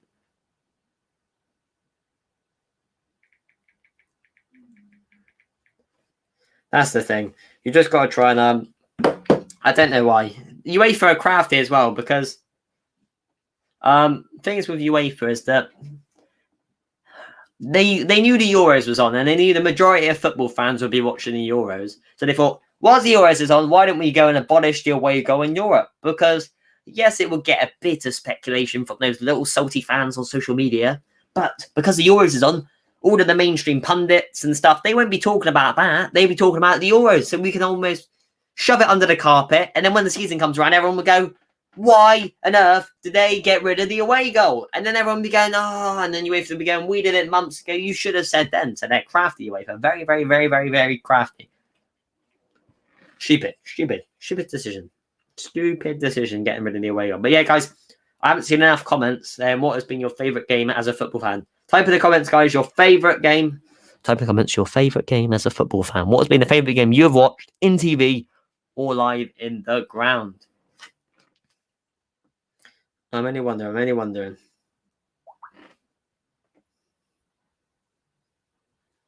Sorry, guys, I'm just texting someone. But what was that Aguero moment? Was the best game I've watched as a City fan and the most emotional I've ever got. Yeah, I understand. I wasn't really watching too much of the football back in 2013. Back then, I watched football with the pub at my dad and watched Liverpool play, but I wasn't like going regularly to games. I wasn't watching regular games. I wasn't as into it as I was now over the last 3, 4, 5 years. That agreement, yeah, against QPR as well. I think every Man City fan's favourite moment of their time as a football fan was that moment because Man United were pipped to win the league, and next thing you know, Aguero comes out last minute pretty much and scores the goal that makes Man City win the league. So yeah, I can understand absolute scenes and emotional. The most emotional I've got from a football game was the game at Anfield. No, was when Liverpool won the league, really. That's the thing. That was probably the best moment of, arguably, my life as a Liverpool fan when they won the league. And another thing that was really good was when they won the Champions League. But the thing is, when Liverpool won their first, we won the Champions League. That was pretty much the first major trophy I saw Liverpool win since I've been watching football. And it was a weird one because I was so hyped. I was so gassed about it. But then it didn't feel like it didn't set in. The next morning I woke up, I was like, we're champions of Europe. But then the Club World Cup, the Super Cup, the Premier League that followed, that was cementing it. And then obviously last season was a bit of a blip. But we should come back stronger next season. It's a big if with this Liverpool side. Because they have got the quality of players in the current squad to win the league. They have got this Liverpool side have got enough quality players in the squad to win the league without signing anyone. It's just, if we lose key players, what you got to forget, Van Dijk, Matip and Gomez are going to come back. But the problem is, Van Dijk, he's just been out for ages. He could pick up another injury that could keep him out for a few weeks. He can't go back to full strength, full fitness straight away. Then you've got Joe Gomez.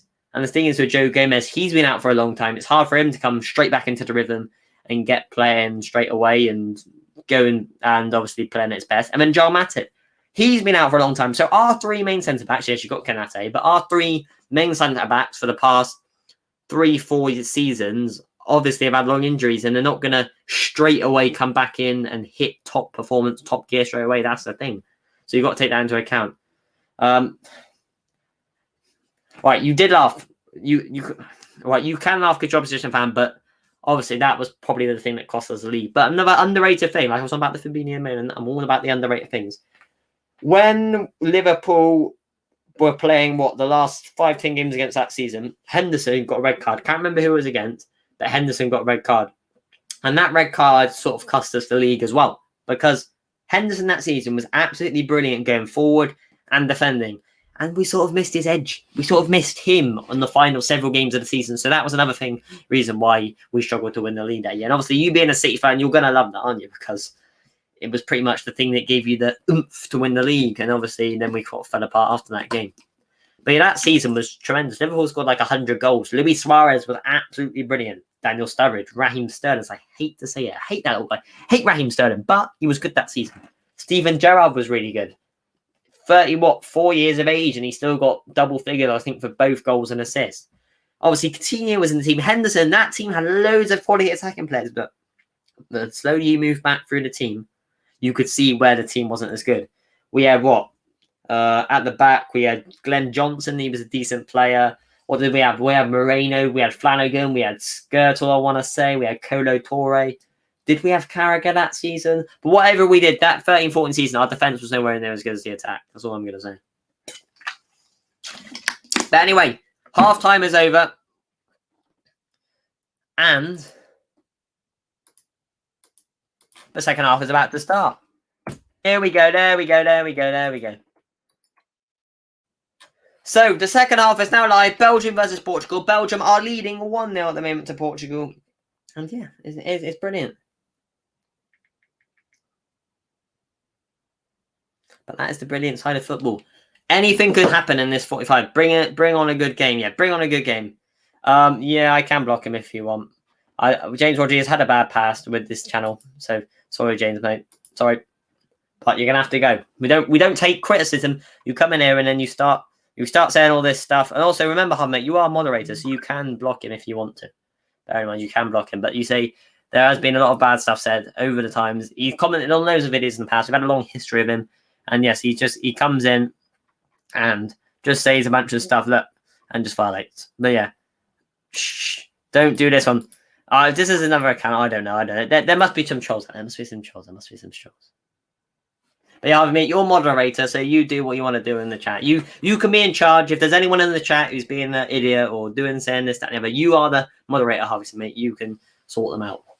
But anyway, 45 minutes, just starting into the second half. And yeah, they're just knocking it around quite nicely at the moment. Pepe on the ball now.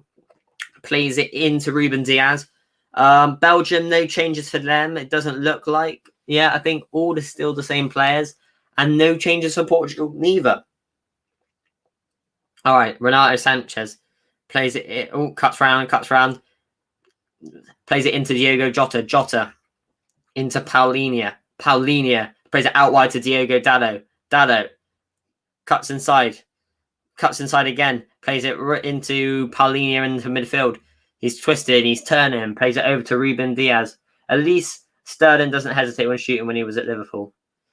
Well, yeah, to be fair, he was a good youngster, and letting him go could have been the wrong decision. But 50 million, you can't really say no to that. And obviously, yes, he's been really good at Man City, but I'll take that 50 million. And at the time, a lot of our players were leaving. Suarez was leaving. Gerrard was retiring. Coutinho left. Well, not the same time as Sterling, but it was a few years later. But he did leave soon after. And then everything else, there was a lot that went on that season.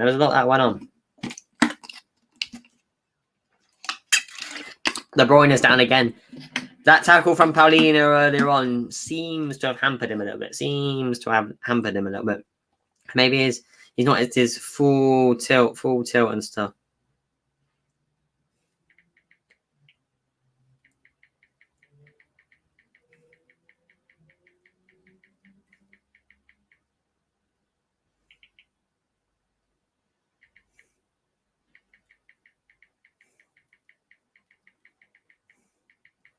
Sorry, guys. One second. Jimmy, if you're wondering why I was having a go, Jimmy, because we've had a hostile pass, yes.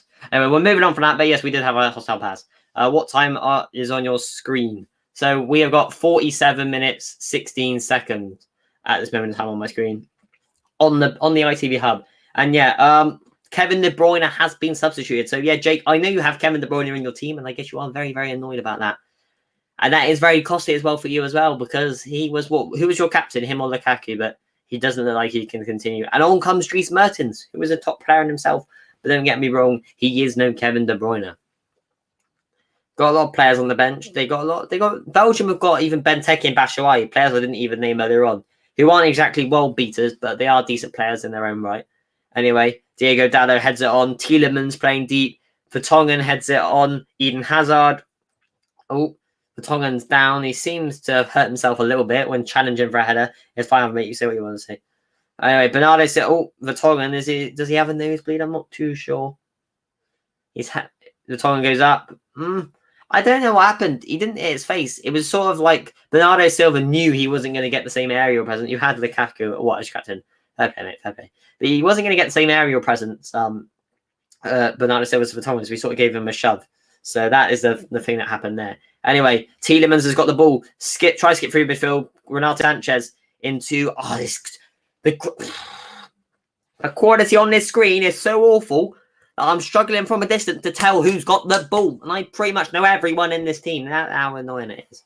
But yeah, Renato Sanchez. Any Liverpool fans in the chat, please tell me that obviously you want Renato Sanchez at Liverpool. He is a top player. I think he'd be a perfect replacement for Wijnaldum, in my opinion. Anyway, out wide now is Guerrero into Renato Sanchez. Renato Sanchez, 1-2 of Guerrero, but a poor pass play there from him. Now Eden Hazard's on the ball. Skips past Dalot. Now it's into the path of Thorgan Hazard. The Hazard brothers running riot down on the left-hand side. Thorgan Hazard tries to play through Dries Mertens. Poor ball. And out over comes Paulinho, who hoofs the ball down the line. Headed on by Jota. Bernardo Silva straight into path with Vertonghen. And Belgium retain possession. Yes, Zach. Oh, yes. Oh, you can say Zach ZAC. I don't mind. Either all works. And Wijnaldum, and yeah. What about those two? They didn't play very well today, did they? Well, Dumfries, initially, Czech Republic could have scored a goal, and it was aiming bottom corner, and Dumfries put his body in the way and blocked a really good chance. But anyway, Hazard bounces off Bernardo Silva here, twisting, turning into Witsel. All loose pass, but Dries Mertens gets it. Now it's into Jan Vertonghen, into Tielemans in the deep role of midfield at the moment. He's almost in that defensive midfield position. Anyway, Hazard's got the ball now. He's pulled back by Dalot, and it is a free kick for Belgium. So yeah, Dalot, yellow card for Dalot. He knew Hazard was going to turn him. He didn't like it. Hazard has had a lot of joy this opening 5 minutes of the second half, so it is understandable. It is understandable why he did that. But yes, it's not too good.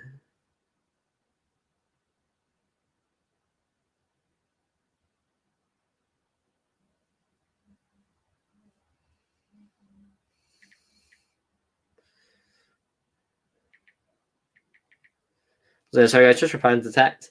But yeah, anyway, back on the game. Axel Witsel is into Tom. Is that Jan? That's Thomas Vermaelen. Isn't it? Right, is number 3 Vermaelen or is number 5 Vermaelen? One Vermaelen, one Vertonghen. Anyway, Toby Alderweireld on the ball right here. Please it into Yuri Tielemans. Oh no, he didn't. He hoofs it down the line, and it's into Lukaku, headed clear by Pepe. This phone's gonna stop buzzing in it. If De Bruyne is injured for the tournament. Yeah, he could be, because it would be a very, very big loss.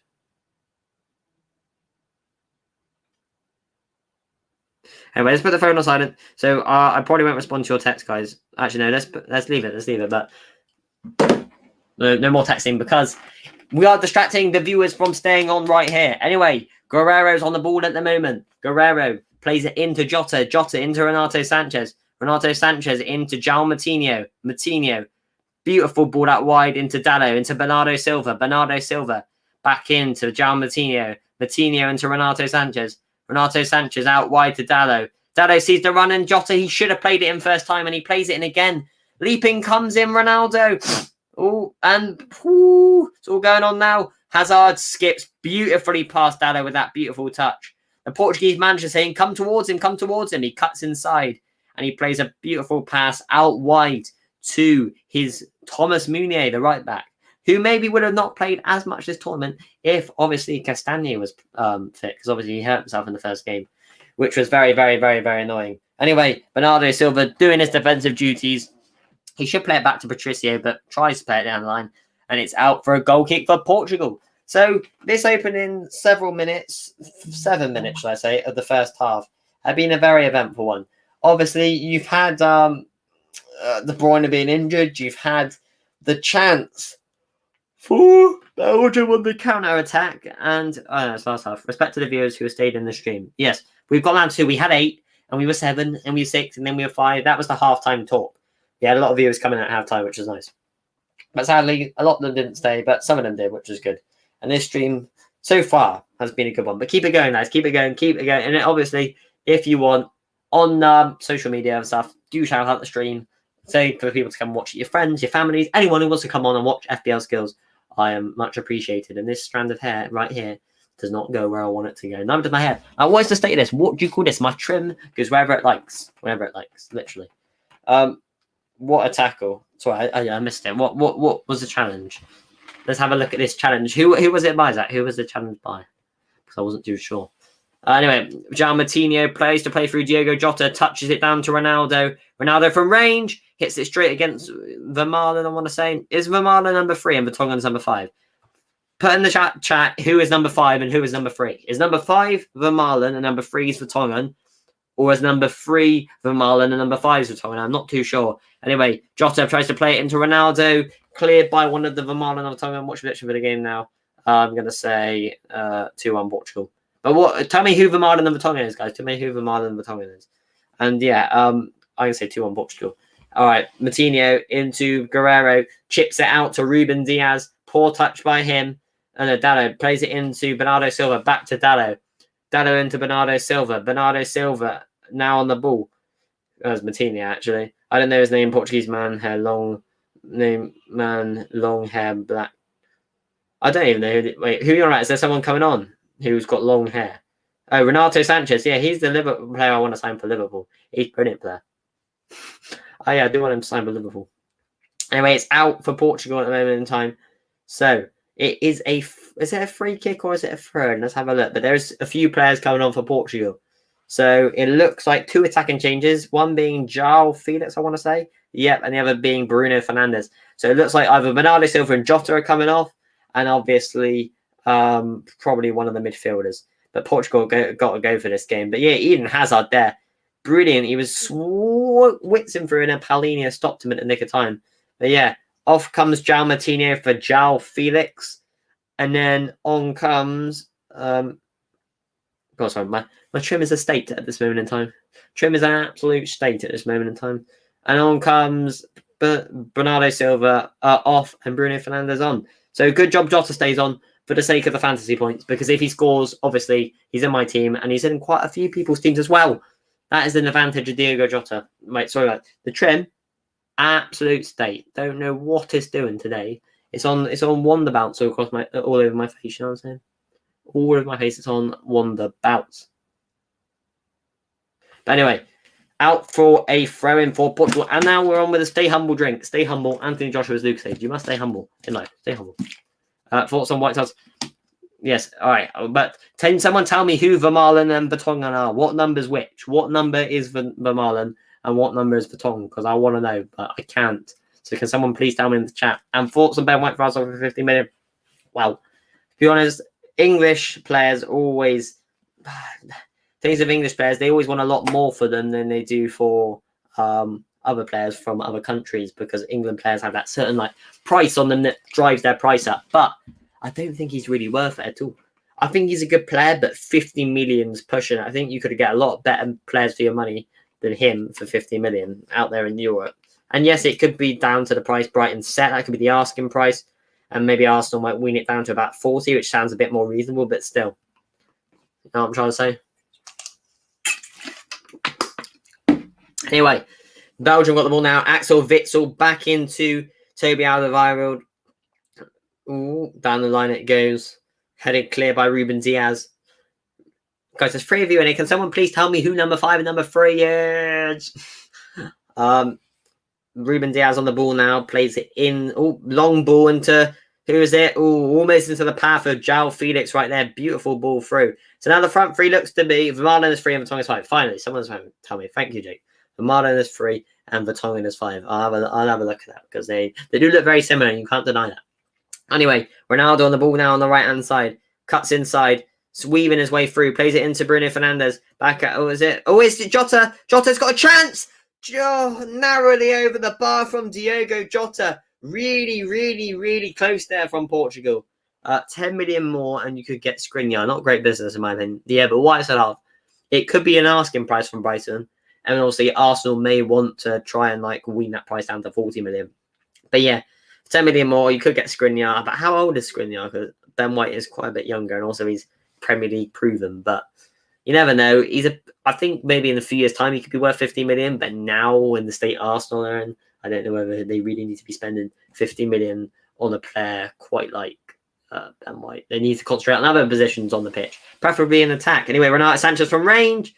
He tackles Eden Hazard and he's hurt his ankle in the middle of the pitch. Renato Sanchez is mouthing off at the ref at this moment in time. What's going on? He's 25 Skriniar. So he's not too old. He's not too old. But yeah, I don't really know too much about Skriniar. Ben White is an average centre back. I think he's good. I think he's good on the ball and he also has the capabilities to play in the defensive midfield position. But I don't know whether he's worth 50 million. Like I said, he could be in a few seasons. And even if he is, say Ben White is not 50 million pound defender now. But if you go 2-3 years down the line, he could be worth 50 million.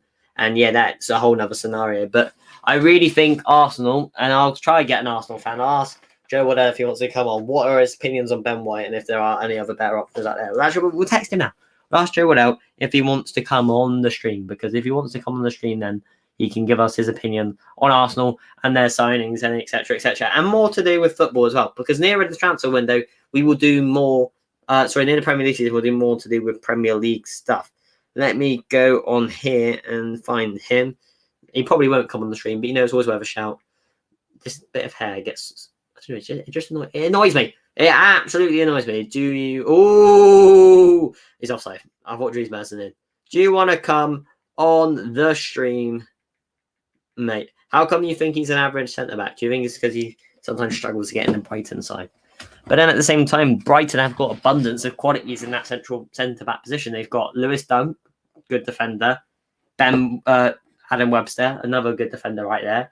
Obviously, they've got a few other options. But obviously, Ben White's another one. And they're all English as well. But Lewis Dunk, I think, is probably better than Ben White, especially going forward. He scores, I think, 5 goals this season, and a lot of them have been headers. Do you think Portugal will score? Yeah, I think they'll win 2-1. But how come, Jake, you think that Ben White is an average defender? Like, what do you think, Jake? Why do you think he's average? That's what I'm trying to say. Why do you think Ben White is an average defender, Jake? And yeah, I do think Portugal are going to win 2-1. I think they're going to turn this around. João Felix and Bruno Fernandes will come on. Maybe it can spark a bit of quality into this Portuguese team and into attack. Good chance, Dan. Yeah, to be fair, it was. He was trying to leap above the defender, but it was hard for him, and it was hard for him to get above him. Anyway, ball down the line. Romelu Lukaku. He's into Dries Mertens, out to Thomas Meunier, back into Axel Witsel, but no, falls into Toby Alderweireld, who hoofs the ball down out wide to Eden Hazard, but intercepted. And now Dalot's got the ball into Bruno Fernandes, back into Dalot, now into Paulinho in the midfield. Felix had a chance. Yeah, hard for him to get above the centre-backs, but yeah, it was a half chance, wasn't it?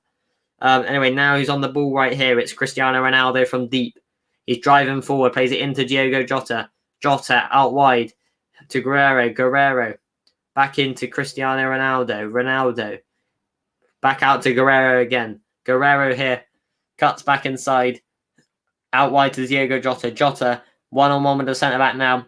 Hoofs the ball over to Bruno Fernandes on the edge of the box. Fernandes shoots from range and well over the bar. He wanted the chance. He caught it well, but way over the bar there. And maybe he should have looked at his options to the left and to the right of him, because they could have probably been the better options of the chances that he had there. I just don't think he has the same qualities as Lewis Dunk and Webster. Dunk is who I would call good centre-back, but that's just my opinion. Yeah. Well, the thing is, I think Ben White is better on the ball than both of them. And I think, but then obviously Lewis Dunk's more experienced and he has that threat in the air as well. But also age plays a factor, isn't he? Because Adam Webster is a lot younger than, Ben White is a lot younger than Lewis Dunk. I think he's a few years younger than Adam Webster as well, but I'm not too sure about that one. Because Adam Webster, he's a weird centre-back because they had Shane Duffy there and he was sort of lingering around and this, that and the other. But yeah, that was really, it's a bit topsy-turvy. Ooh. Oh, were you talking about Romelu Lukaku's chance that just went over the bar? Because yeah, that was very close. That was very close. Anyway, down the line. Oh, this was the chance. Good play there by Belgium. Good play from Belgium. Cut back into Lukaku, who hit it on his weak foot and narrowly over the bar. Narrowly. It was close. Yeah, Joe's not going to come on, but you can watch. He said. I wanted to get him on about the Arsenal talk, but we might be able to get him on. We might be able to get him on. The problem is that what does he think on Ben White? What does he think on the opinion of Ben White? You can come and put it in the chat. I'll tell him we want your opinion. Sound like one of those guys. You know the guys on YouTube who go on there and they text like loads of famous celebrities. It's AFC Josie. It's a celebrity in a way. Want your opinion on Ben White? Come on stream either in chat or actually on it, mate. There we go.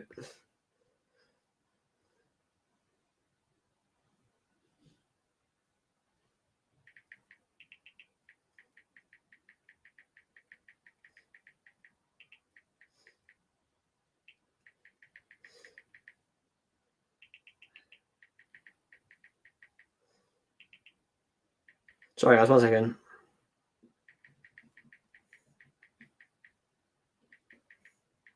So yeah, we might get Joe on because we do want his opinion. I'm not going to forget when both Brighton centre-backs scored against us last season. Who was it? Was it Lewis Dunk, I assume, because he got 5 goals? And who was the other Brighton centre-back? And are you watching the game on mute? Yes, I am. So I'm just trying to take in as much as I can from over here.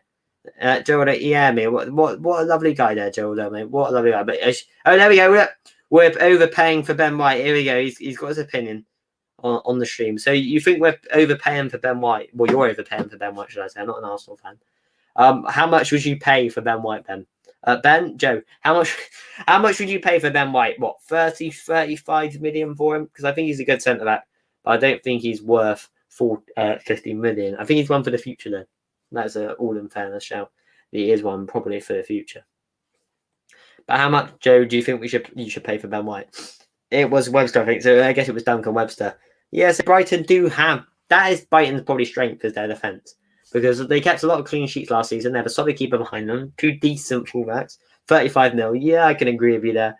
35 mil is more reasonable. Because if you think about it, you've got 50 million less and you could spend that on another player who could strengthen your squad. So obviously, I don't think playing 50 mil for Ben White is the right decision at the moment. But yeah, he has potential. That's the only thing going for him. Who do you want to bring in the transfer window? Is that mate? You streaming the England game? No, I'm not streaming the England game. I can't stream tomorrow. I'm out watching a film, Fast and Furious film, and then I'm not streaming on Tuesday. Go around my mates watching the game, but maybe Wednesday. You might get a stream on Wednesday, and yeah. So look forward to that if there is games on Wednesday. I'm not too sure. Let's wait about the phone a second. Let's see if there's a game. No, it wasn't Lewis Dunk. Fair play there, mate. Like, when I say fair play, I mean fair play that you remember these knowledge. But I guess you are a Man City fan. I probably remember the Liverpool fans as well. Oh, there's... Right, Man City game Tuesday. I don't think... So that means there isn't any games on quarterfinals start on Friday. So no, I don't know whether I am going to be streaming because there's no games on Wednesday. They're all going to be done by then. So who knows? France game against Switzerland, which is what? No, I can't do tomorrow, mate. Can't do tomorrow, but I could probably do Friday, but it's not 100% sure yet. But we never know. We might do more streams on like Wednesday and stuff to do with Euro or general football talk about the transfer window, etc., etc. We'll get transfer discussion in the chat. We might do that France game that Monday. Yeah, I can't do tomorrow, mate. But we may do a stream on Wednesday. That's a possibility. Might do a stream on Wednesday where we discuss transfers to do with in and around the Premier League and world football, really, managers, like all-round stuff. Who do you think is going to join so-and-so in the window? We'll look at various reports. We could do a transfer sort of roundup show, maybe on Wednesday. We'll see how it goes. But anyway, 67 minutes on the clock right here now. Belgium 1, Portugal 0. Belgium trying to see out this game. Portugal trying to bring on as many attacking and creative players as they can. Try and get back into this, but it's going to be very, very hard for them. Anyway, Romelu Lukaku's on the ball now into Tielemans, into... I want to say Thorgan Hazard, who scored an absolute belter. And it's been the only goal of this game so far. But it was a really good goal. Really, really good goal. Anyway, now, Dallo right into Pepe. Pepe over to Renato Sanchez. Renato Sanchez on the ball now. Out wide to the on-rushing. Who is this? Ronaldo. He's moving around all over the place. He wants to get the ball to his feet. Jota on the turn here. Diogo Jota back into Renato Sanchez, who strikes from range and goes well wide. When you're shooting from range, you know you're struggling to break through an opposition side, but he do a very good strike against, I think it was Germany, so all fair play to him. And Andre Silva looks like he's going to come in now. Please don't bring off Diogo Jota. Please bring off, what's his name? Renato Sanchez, and just go all guns out because you want to get back into this game. If you were to do it on Wednesday, what time would you start the stream? Probably around like, I don't know, 6, 7 o'clock. But I'm not too sure, mate. I'll see what I'm doing on Wednesday and stuff. But it would be afternoon or evening. It wouldn't be like daytime because I'm always busy in the daytime and stuff. Is this thing about Arsenal having a 200 million budget true? Now you have to ask AFC Joe that question, but it might be. But anyway, there's beef going off on the pitch at the moment. They're all mouthing off. What happened here? Eden Hazard had the ball and Bruno Fernandes comes in behind and taps his ankle.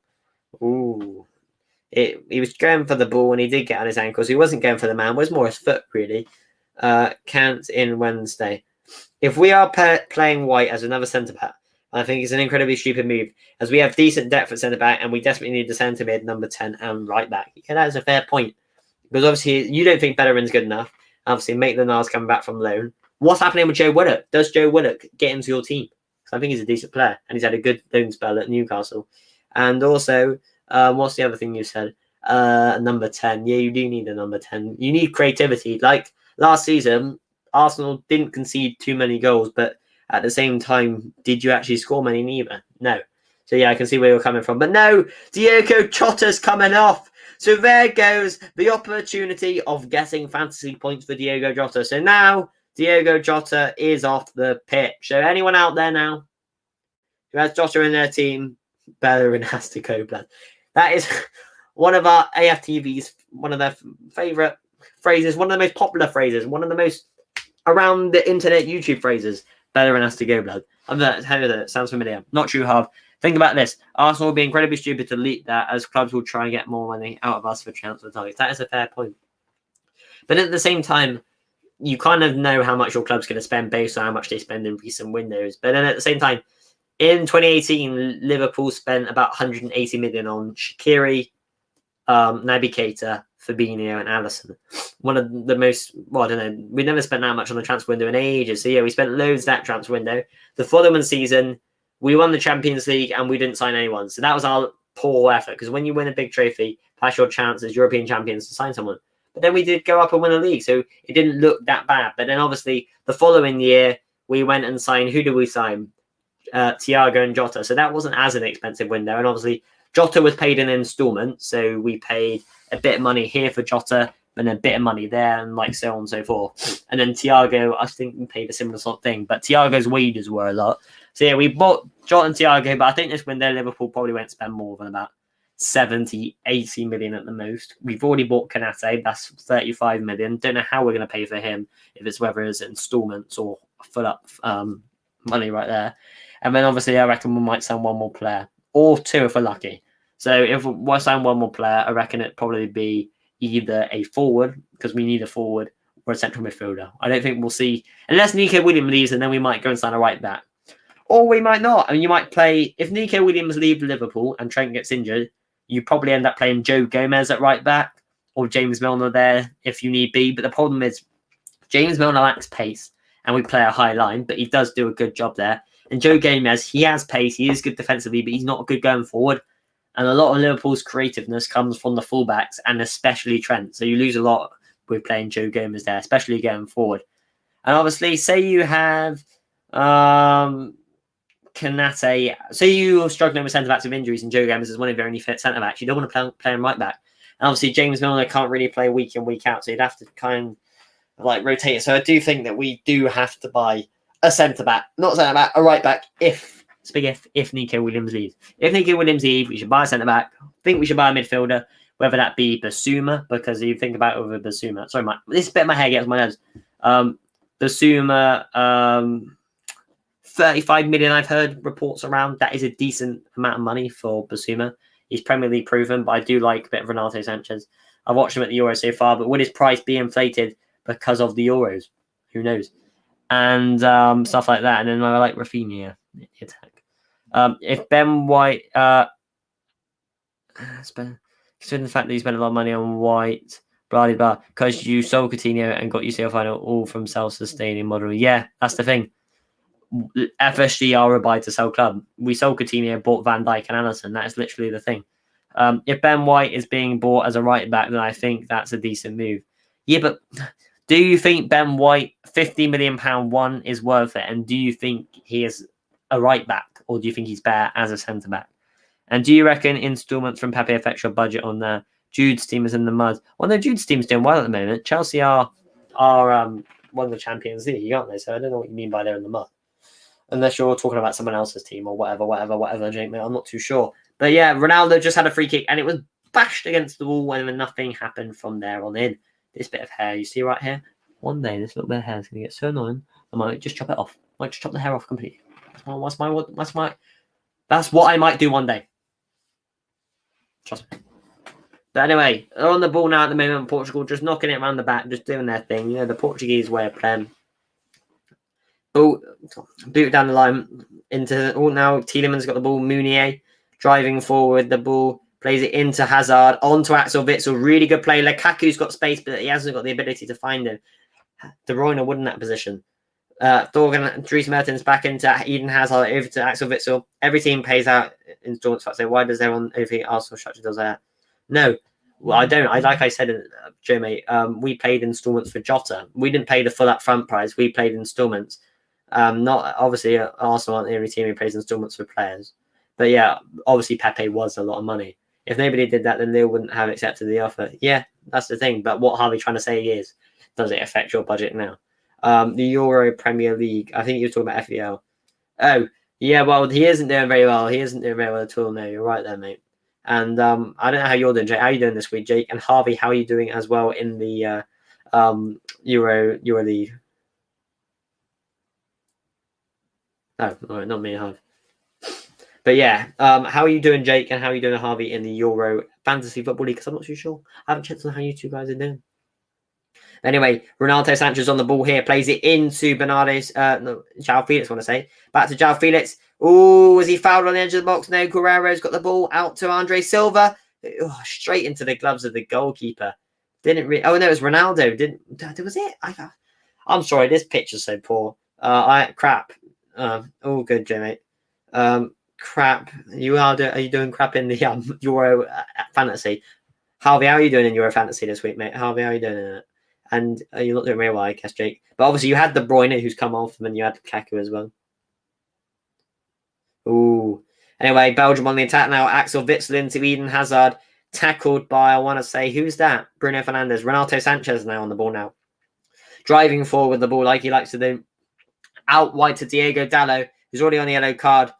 Ooh, they thought it was a fair tackle. Ooh, there's a lot of things going on here now. Ooh, it's all going on now. The refs are running over the linesman. There's beefing. Pepe's mouthing off to Axel Witsel. He's saying, what's going on? It's all kicking off here. Goalkeepers are running over. It was because the referee blew the whistle and Dries Mertens tried to cut inside. And he was like, nah. And then Pepe just goes, doosh. And then Dries Mertens fell on the deck. Simple as. That's all that just went on there right there. Nothing more than that. Nothing more than that, guys. Nothing more than that. I want Portugal to get a goal to make it interesting. Yes, I do as well. I want this game to go on for a bit longer. It's been a decent game, and also you guys have been decent in the chat as well. I like it. You've been talking away about different stuff in the chat. And what else has he said? Hopefully we'll be back at the Emirates for Chelsea game, second game of the season. Oh yeah, I got another question to ask you guys. How many fans do you think would be allowed in Premier League grounds? Like, when do you reckon we'll get to full capacity in Premier League grounds? I just want to say, put in the chat, when do you think we will get to full capacity in Premier League grounds? And Pepe is such a shithouse. Pepe is actually being good near the latter end of the season. Like, a lot of people don't give him a chance because of his price tag. And yes, he hasn't really lived up to the bill yet. But over the last, 6 months, Joe, you probably back me up on this, Pepe has been quite good. He has been one of your better players over the latter stages of the season, especially when I've watched Arsenal play. And obviously, you got Bukayo Saka, you should get your young player of the season, but realistically, you did get your player of the season. And obviously, Aubameyang had a really poor season last season, didn't really live up to expectation. And same with what's his name? Lacazette. Well, Lacazette was good through the middle of the season. Start of the season, Pepe for Portugal. You met. Oh, I thought you were on about Pepe for Arsenal. But yeah, Pepe was good near the latter stages of the season, though, wasn't he? You can say at the start of the season, but I do remember him scoring a lot in the latter stage of the season. And yeah, he is a shithouse. He's 38 years of age and he's still around in all the top leagues, just kicking, punching people. He's in the Champions League for Porto as well, doing the same. And then what's his name said here? Maybe halfway through the next Prem season. What's this halfway through the next Prem season? Full capacity. Sorry, Jake, mate. Sorry, yeah. You think we'll get full capacity halfway through? But then that's when it hits winter time. But I guess maybe the vaccine might be rolled out more then. You never know. It might be a few months in we get full capacity. I can't wait for fans to be in to show exactly why Daniel Levy is scared and proved he should be worried. I just want fans back on the ground because Liverpool are miles better at Anfield with fans. And fans make football matches so much more interesting. When you don't have many fans in the ground, anything can happen. As you look last season, the amount of away wins, I think it was one of the most ever in the Premier League because there was literally no fans in ground. So the factor of someone's home ground obviously didn't have as much effect. Same for that. Joe Lewis. Rehydrating on the stay humble. Apple versus raspberry. Anthony Joshua Lucas. Anyway, Bruno Fernandes on the ball now. Whips the ball in. Ooh, there's a dodgy clearance there from. I can't see who that was, but don't worry, Patricio James. Any of you fans out there of Belgium, but Portugal have had the better chances this half, but they just haven't taken anything. Football is nothing without fans. Literally, like, don't get me wrong. If someone said never fans again, but you're going to get rid of football, no. You keep football without the fans. But football was miles better to watch with fans. The atmosphere is what makes football in the ground. You might as well play all the matches in anywhere. Anyway, there's a bad challenge gone on here. It's kicking off again. This game is kicking off. Portugal players are getting feisty. Don't blame them, though, because they are behind at this moment in time. But it was, who's this guy? Danilo Pereira on a set. Not Danilo Pereira. Oliveira or something, the one who plays for Porto. Anyway, Pepe back into Bruno Fernandes, who whips a good ball in. Ronaldo. Oh, no, it was Andre Silva. They have a similar build, all right? They have a similar build, and obviously I've got the bad thing. But yeah, it's over the bar from Andre Silva. Bruno Fernandes, not always appealing for. But yeah, it was a good ball in. And all Andre Silva had to do was head it in the back of the net, and he didn't really get the right connection on it. If that was Ronaldo, maybe he would have headed that in. But yeah, Ronaldo's touch there was really good. And Toby Alderweireld had his shirt. He was putting his shirt. Did he put him down? I do not know. It was a tough one. It was a very tough decision by the lads. Very tough decision. Anyway, ball in, headed clear. Now Portugal retain possession. Ruben Diaz into Guerrero. Guerrero back into Ruben Diaz, who hoofs it into the path of João Felix. Tries to skip past. I can't tell from this distance who he is, but it is a foul free kick. This is a genuine question, by the way. Is the Conference League a major trophy? Because I feel like it doesn't. The Conference League. What is the Conference League, half mate? Are you trying to? Is that something that Tottenham up on the Conference League? Oh, it's the Europa League. Is you on about the Champions League, Europa League, Conference League? Well, yeah. I don't know if it counts as a major trophy. If the Carabao Cup counts as a major trophy, then so does that, surely, because at the end of the day, it's a top trophy. Anyway, the ball into Dalot, but cleared by Dorgan Hazard, I want to say, and there's a corner for Portugal. So 81 minutes here on the clock, and Portugal are knocking on the door of this Belgian defensive line.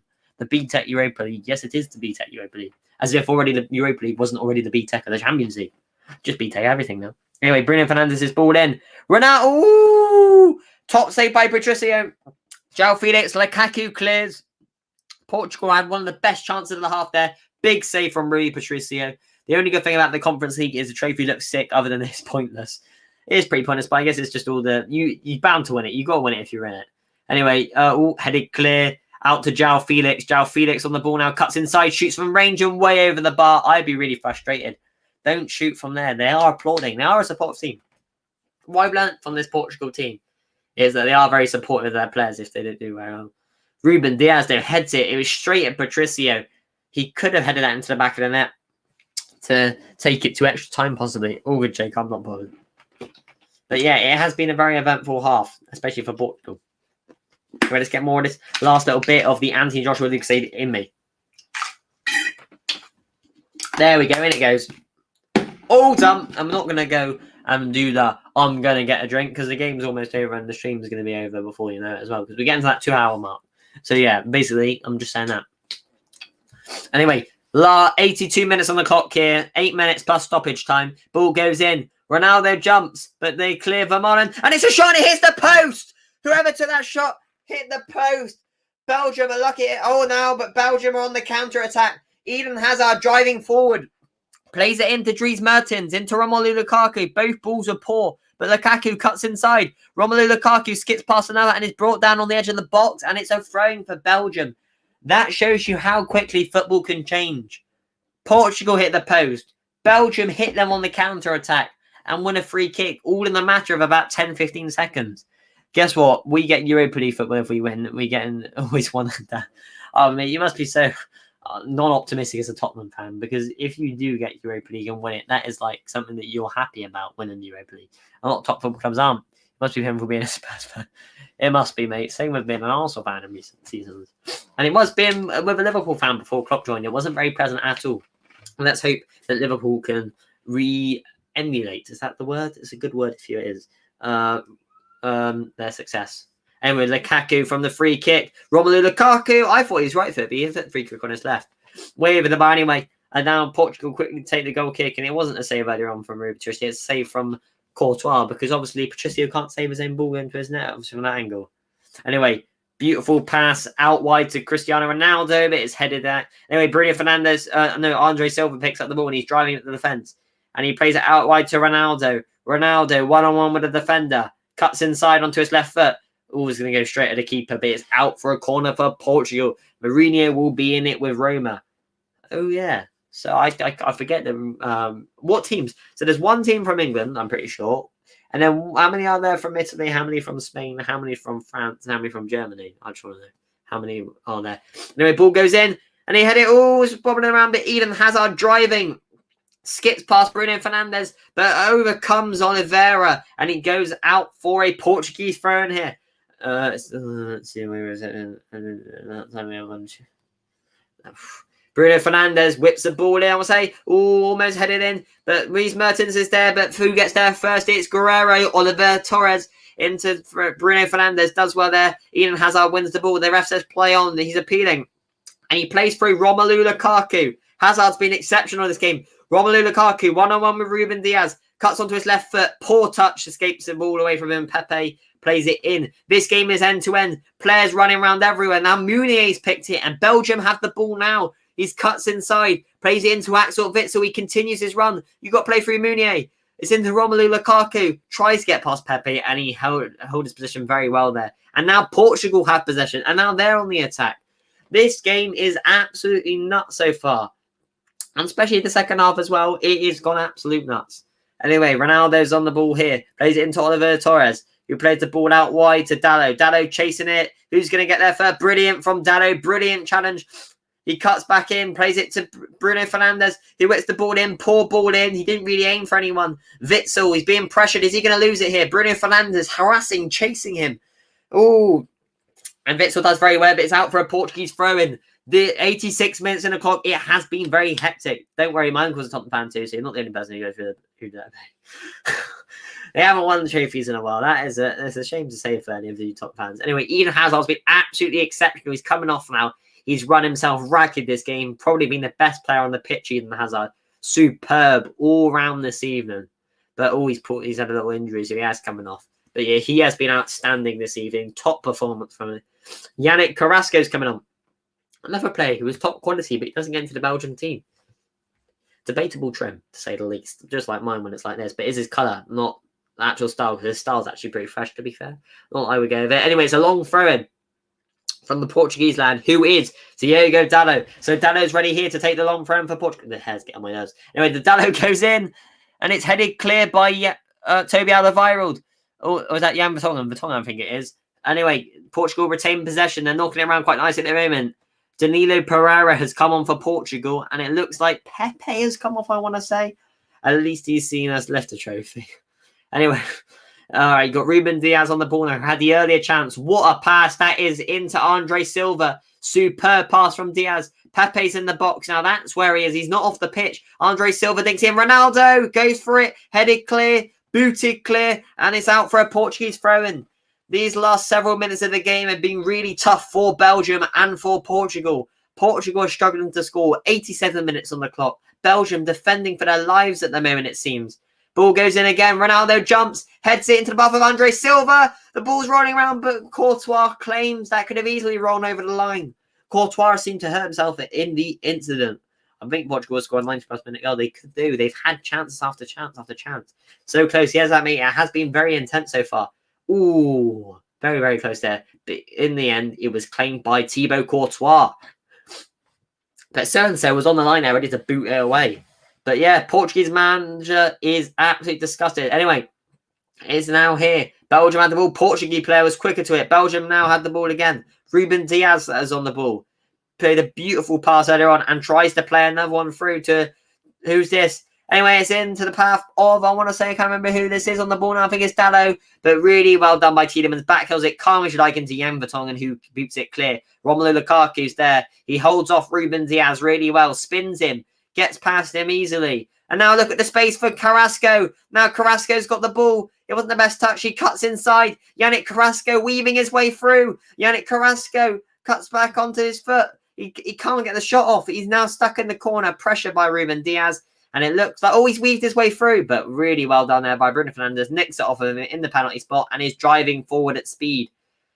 Chased down by whoever that is. And Belgium win the ball back again. This game has been end-to-end.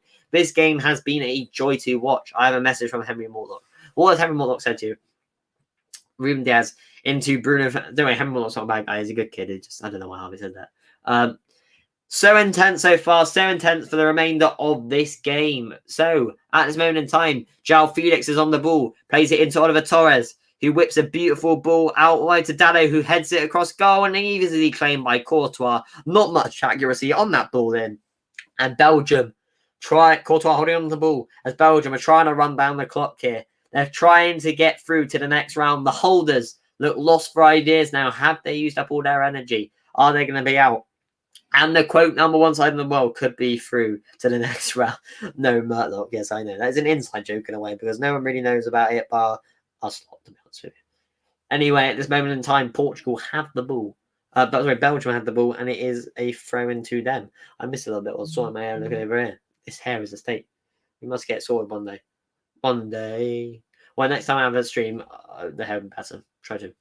Anyway, added 5 minutes. 5 minutes after this game. Danilo Pereira has the ball. Doesn't even look to play it to Patricio. They've got to go for this game. Portugal committed many men forward. Only 2 back at the moment. Ball sent up there. Headed clear. Now it's falls into the path of Dries Mertens. Mertens takes on João Felix. Plays it into Yuri Tielemans, who's pressured. Has he got a man on call? No, he didn't. Pepe nicks it back. Into Ronaldo, into João Felix.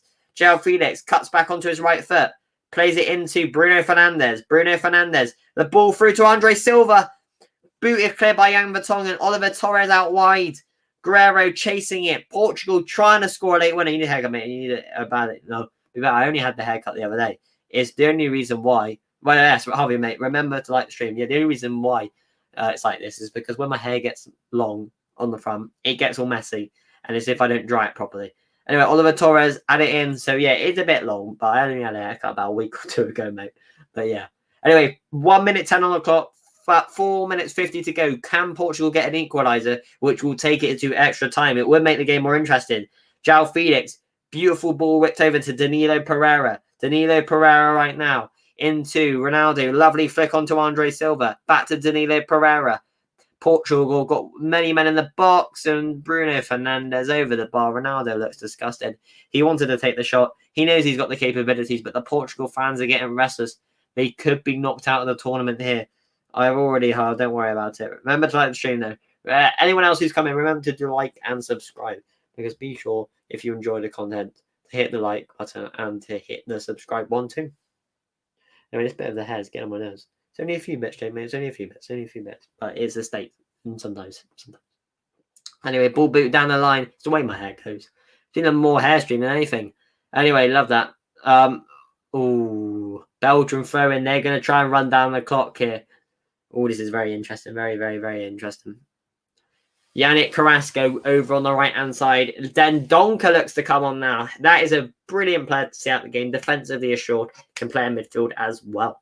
Anyway, Thomas Meunier is taking a throw, and he says, run to the corner, lads. Go to the corner. Hold the ball in the corner for the last 2.5 minutes so we can see ourselves through to the next round of the competition. Anyway, Yannick Carrasco tries to hold it in the corner. This is tactical. Apparently foul, but no, it is a Portuguese throw, and then they want to take it quickly. Guerreiro into Oliver Torres. He boots it down the line.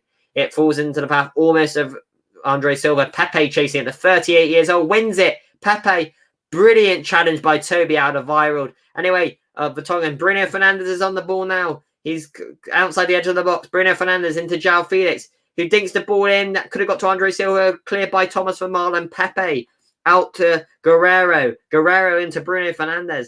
Belgium, I'm sure you would have thought so, but you never know. Pepe chasing it. He hasn't got the legs like he used to, but he managed to get there first. But the Belgian player gets there. Boy, doing it, almost got there first. Anyway, booted on the line. Lukaku holds out brilliantly, beats Ruben Diaz in the air. Poor layoff, and Diaz lunges in for the challenge and retains possession for Portugal. Bruno Fernandes back kills it to João Felix. João Felix very intensive late on. João Felix roaming through the midfield.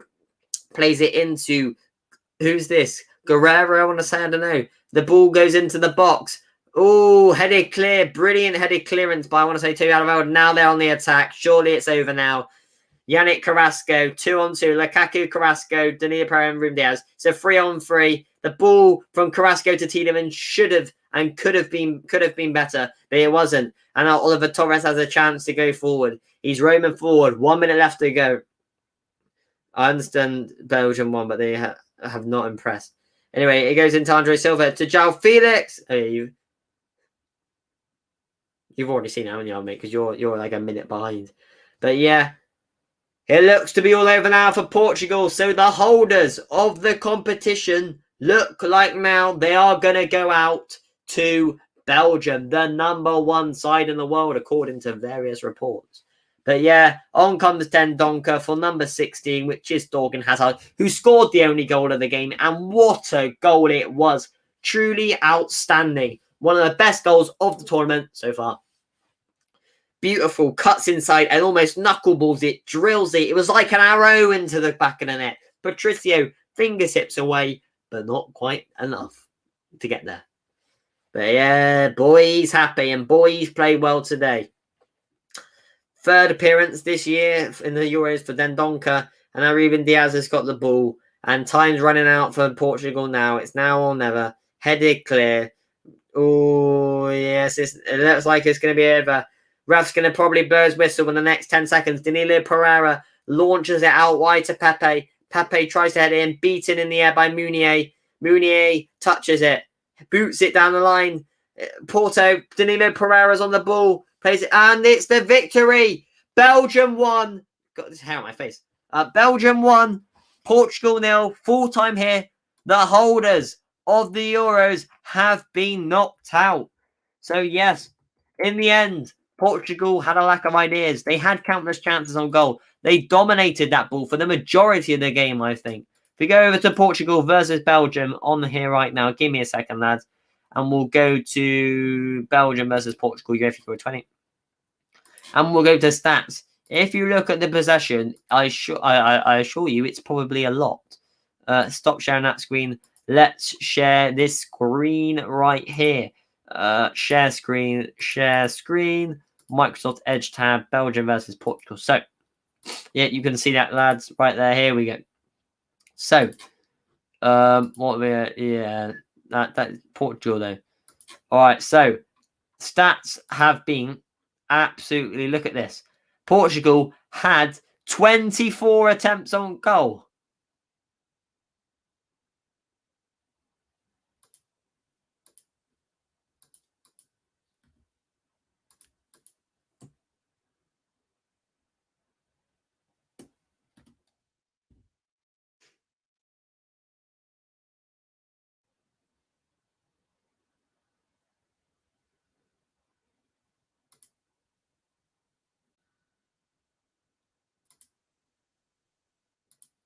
There we go. Oh, there's an echo. Why is there an echo?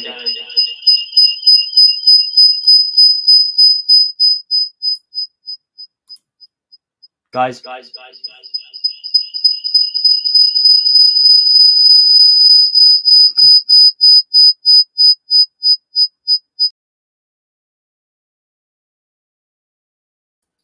Okay, there we go.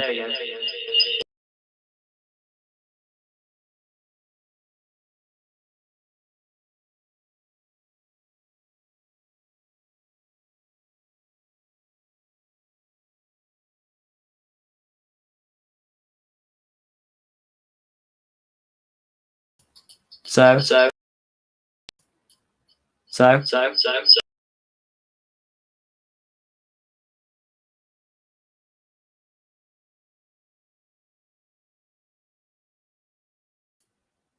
There we go. Sorry, guys, we had massive technical difficulties there, but let's go and share the screen and get back to what I was going to show you. Stats. Let's go back to stats. So if we go over here, sorry, guys, massive technical difficulties there. I don't know really what went on. It was just like glitching and witching and all that stuff. And it was glitching and stuff like that. And it wasn't very nice. Let's go to share screen. Microsoft Edge tab. There we go. Let's have a look now and see what. Can you see the screen, lads? Can you see the screen? I must have clicked the wrong button. There we go. So let's have a look at stats for the game. I nearly reached my monthly stream limit, so I don't know if the thing will come out. But yeah, let's have a look. So it was ridiculous. They had Portugal 24 attempts on goal to 6 for Belgium, and then 1 on target for Belgium, 5 for Portugal. That shows you how they tried to tamper the goal. And possession 56 to 44. Well, it felt a lot more than that, and it must have been in the latter minutes of the game, and it was absolutely nuts. I haven't seen anything like that in a long time. Portugal were trying to score, but they didn't in the end. Credit to the Hazard brothers. Both of them were outstanding tonight. Yeah, Oscar, mate. I know, don't worry. Eden Hazard run ragged all night. Played really well. Thorgan Hazard, outstanding. Scored the goal that won the game. It was beautiful. Cut inside. Drilled it right into that top corner like that. Just drilled it right in. And it was almost like knuckleball as well. And it was absolutely fantastic. So fair play to both the Hazard brothers. And yeah, Belgium won. Portugal 0 the final score. So there's any more drink left in there? There is a little bit. So the holders are out. Cristiano Ronaldo and Portugal. Jota, all them are out. And let's have a look at my fantasy team real fast. So poor from my fantasy team. Poor from this week. But we'll change the captain. You think Patricio should have saved the goal? No, I don't think he should have saved the goal, to be honest with you, Joe. It was narrowly. I saw it was fingertips away from him. And maybe if his position slightly to the left. But I don't think he was expecting Thorgan Hazard to shoot from there. And even if he was caught a bit flat-footed. And I don't know whether he thought he was going to the right. You obviously know better than me about goalkeeping. But it wasn't top corner. It was in the middle of the goal. Yeah, but I don't know whether. I don't think he should have saved. Why, do you think he should have saved it? It was drilled right in, though. And it was a brilliant strike. It was absolutely phenomenal. It was like a knuckleball almost right into the back of the net. And yeah, it wasn't really in the top corner, was it? It was more in like the middle of the goal to the bottom corner. And yeah, it was a quality strike. But yeah, I don't think he should have saved it. Caught a bit flat-footed he was. The movement of the ball, yeah, the movement of the ball as well. It sort of like took a swerve like this. So it's kind of hard to study where it was going. Let's just say that. But yeah, truly outstanding performance from Belgium. And they've knocked out the holders Portugal. So Belgium versus Italy in the next round. Czech Republic versus Denmark. And obviously England, Germany, Sweden and Ukraine. Those 4 teams will then narrow down to 2. I mean, I couldn't, but a pro keeper should, in my opinion. I don't mean you can blame the keeper. Yeah, the thing is, you could arguably argue if the keeper had a bigger frame, he may have saved that, or if he wasn't caught on flat-footed. But keepers have that. They're going to make an error. And then at the same time, Portugal had so many chances. They had 24 attempts on goal. You would have expected them to put at least one of those away. But yeah, intense game, but a brilliant one to watch. People acting like it's dipped here, there, and everywhere. What, the ball? Well, or the what are you on about? What are you on about? Oscar, mate, tell me what you're on about before I end the stream, because I'm gonna end the stream in a minute because I haven't got that much long. I'm nearly used up my monthly stream hours thing, so we'll see that. But it's not a shock. What that Portugal not knocked out? Yeah, the holders got knocked out, but Belgium are a real quality outfit. I think I always thought Portugal could win the Euros, but now they're knocked out. I think Belgium could win it, but I do think it's going to be France. What's kind of scary about France is they've been absolutely outstanding in the groups. They've managed to finish top, but they haven't peaked yet. So that's what's scary about France is they've been good. They haven't been outstanding. Maybe that's a bit too exaggerated, but they have been good in the groups and they haven't peaked yet. That's what's scary. And then that tonight it's dipped here, there, and everywhere. No, I know I didn't really dip, but it was more like it was like a knuckleball and it dipped in. It was hard. You kind of get caught flat-footed in that. But anyway, guys, thank you for watching the stream. Yeah, to be fair, that isn't Portugal overhyped. No, I don't think they are. I just think they come up against tough opposition. I think they play well throughout the tournament. But yeah, anyway, guys, thank you for watching the stream. I hope you enjoyed it, and I'll catch you in the next one.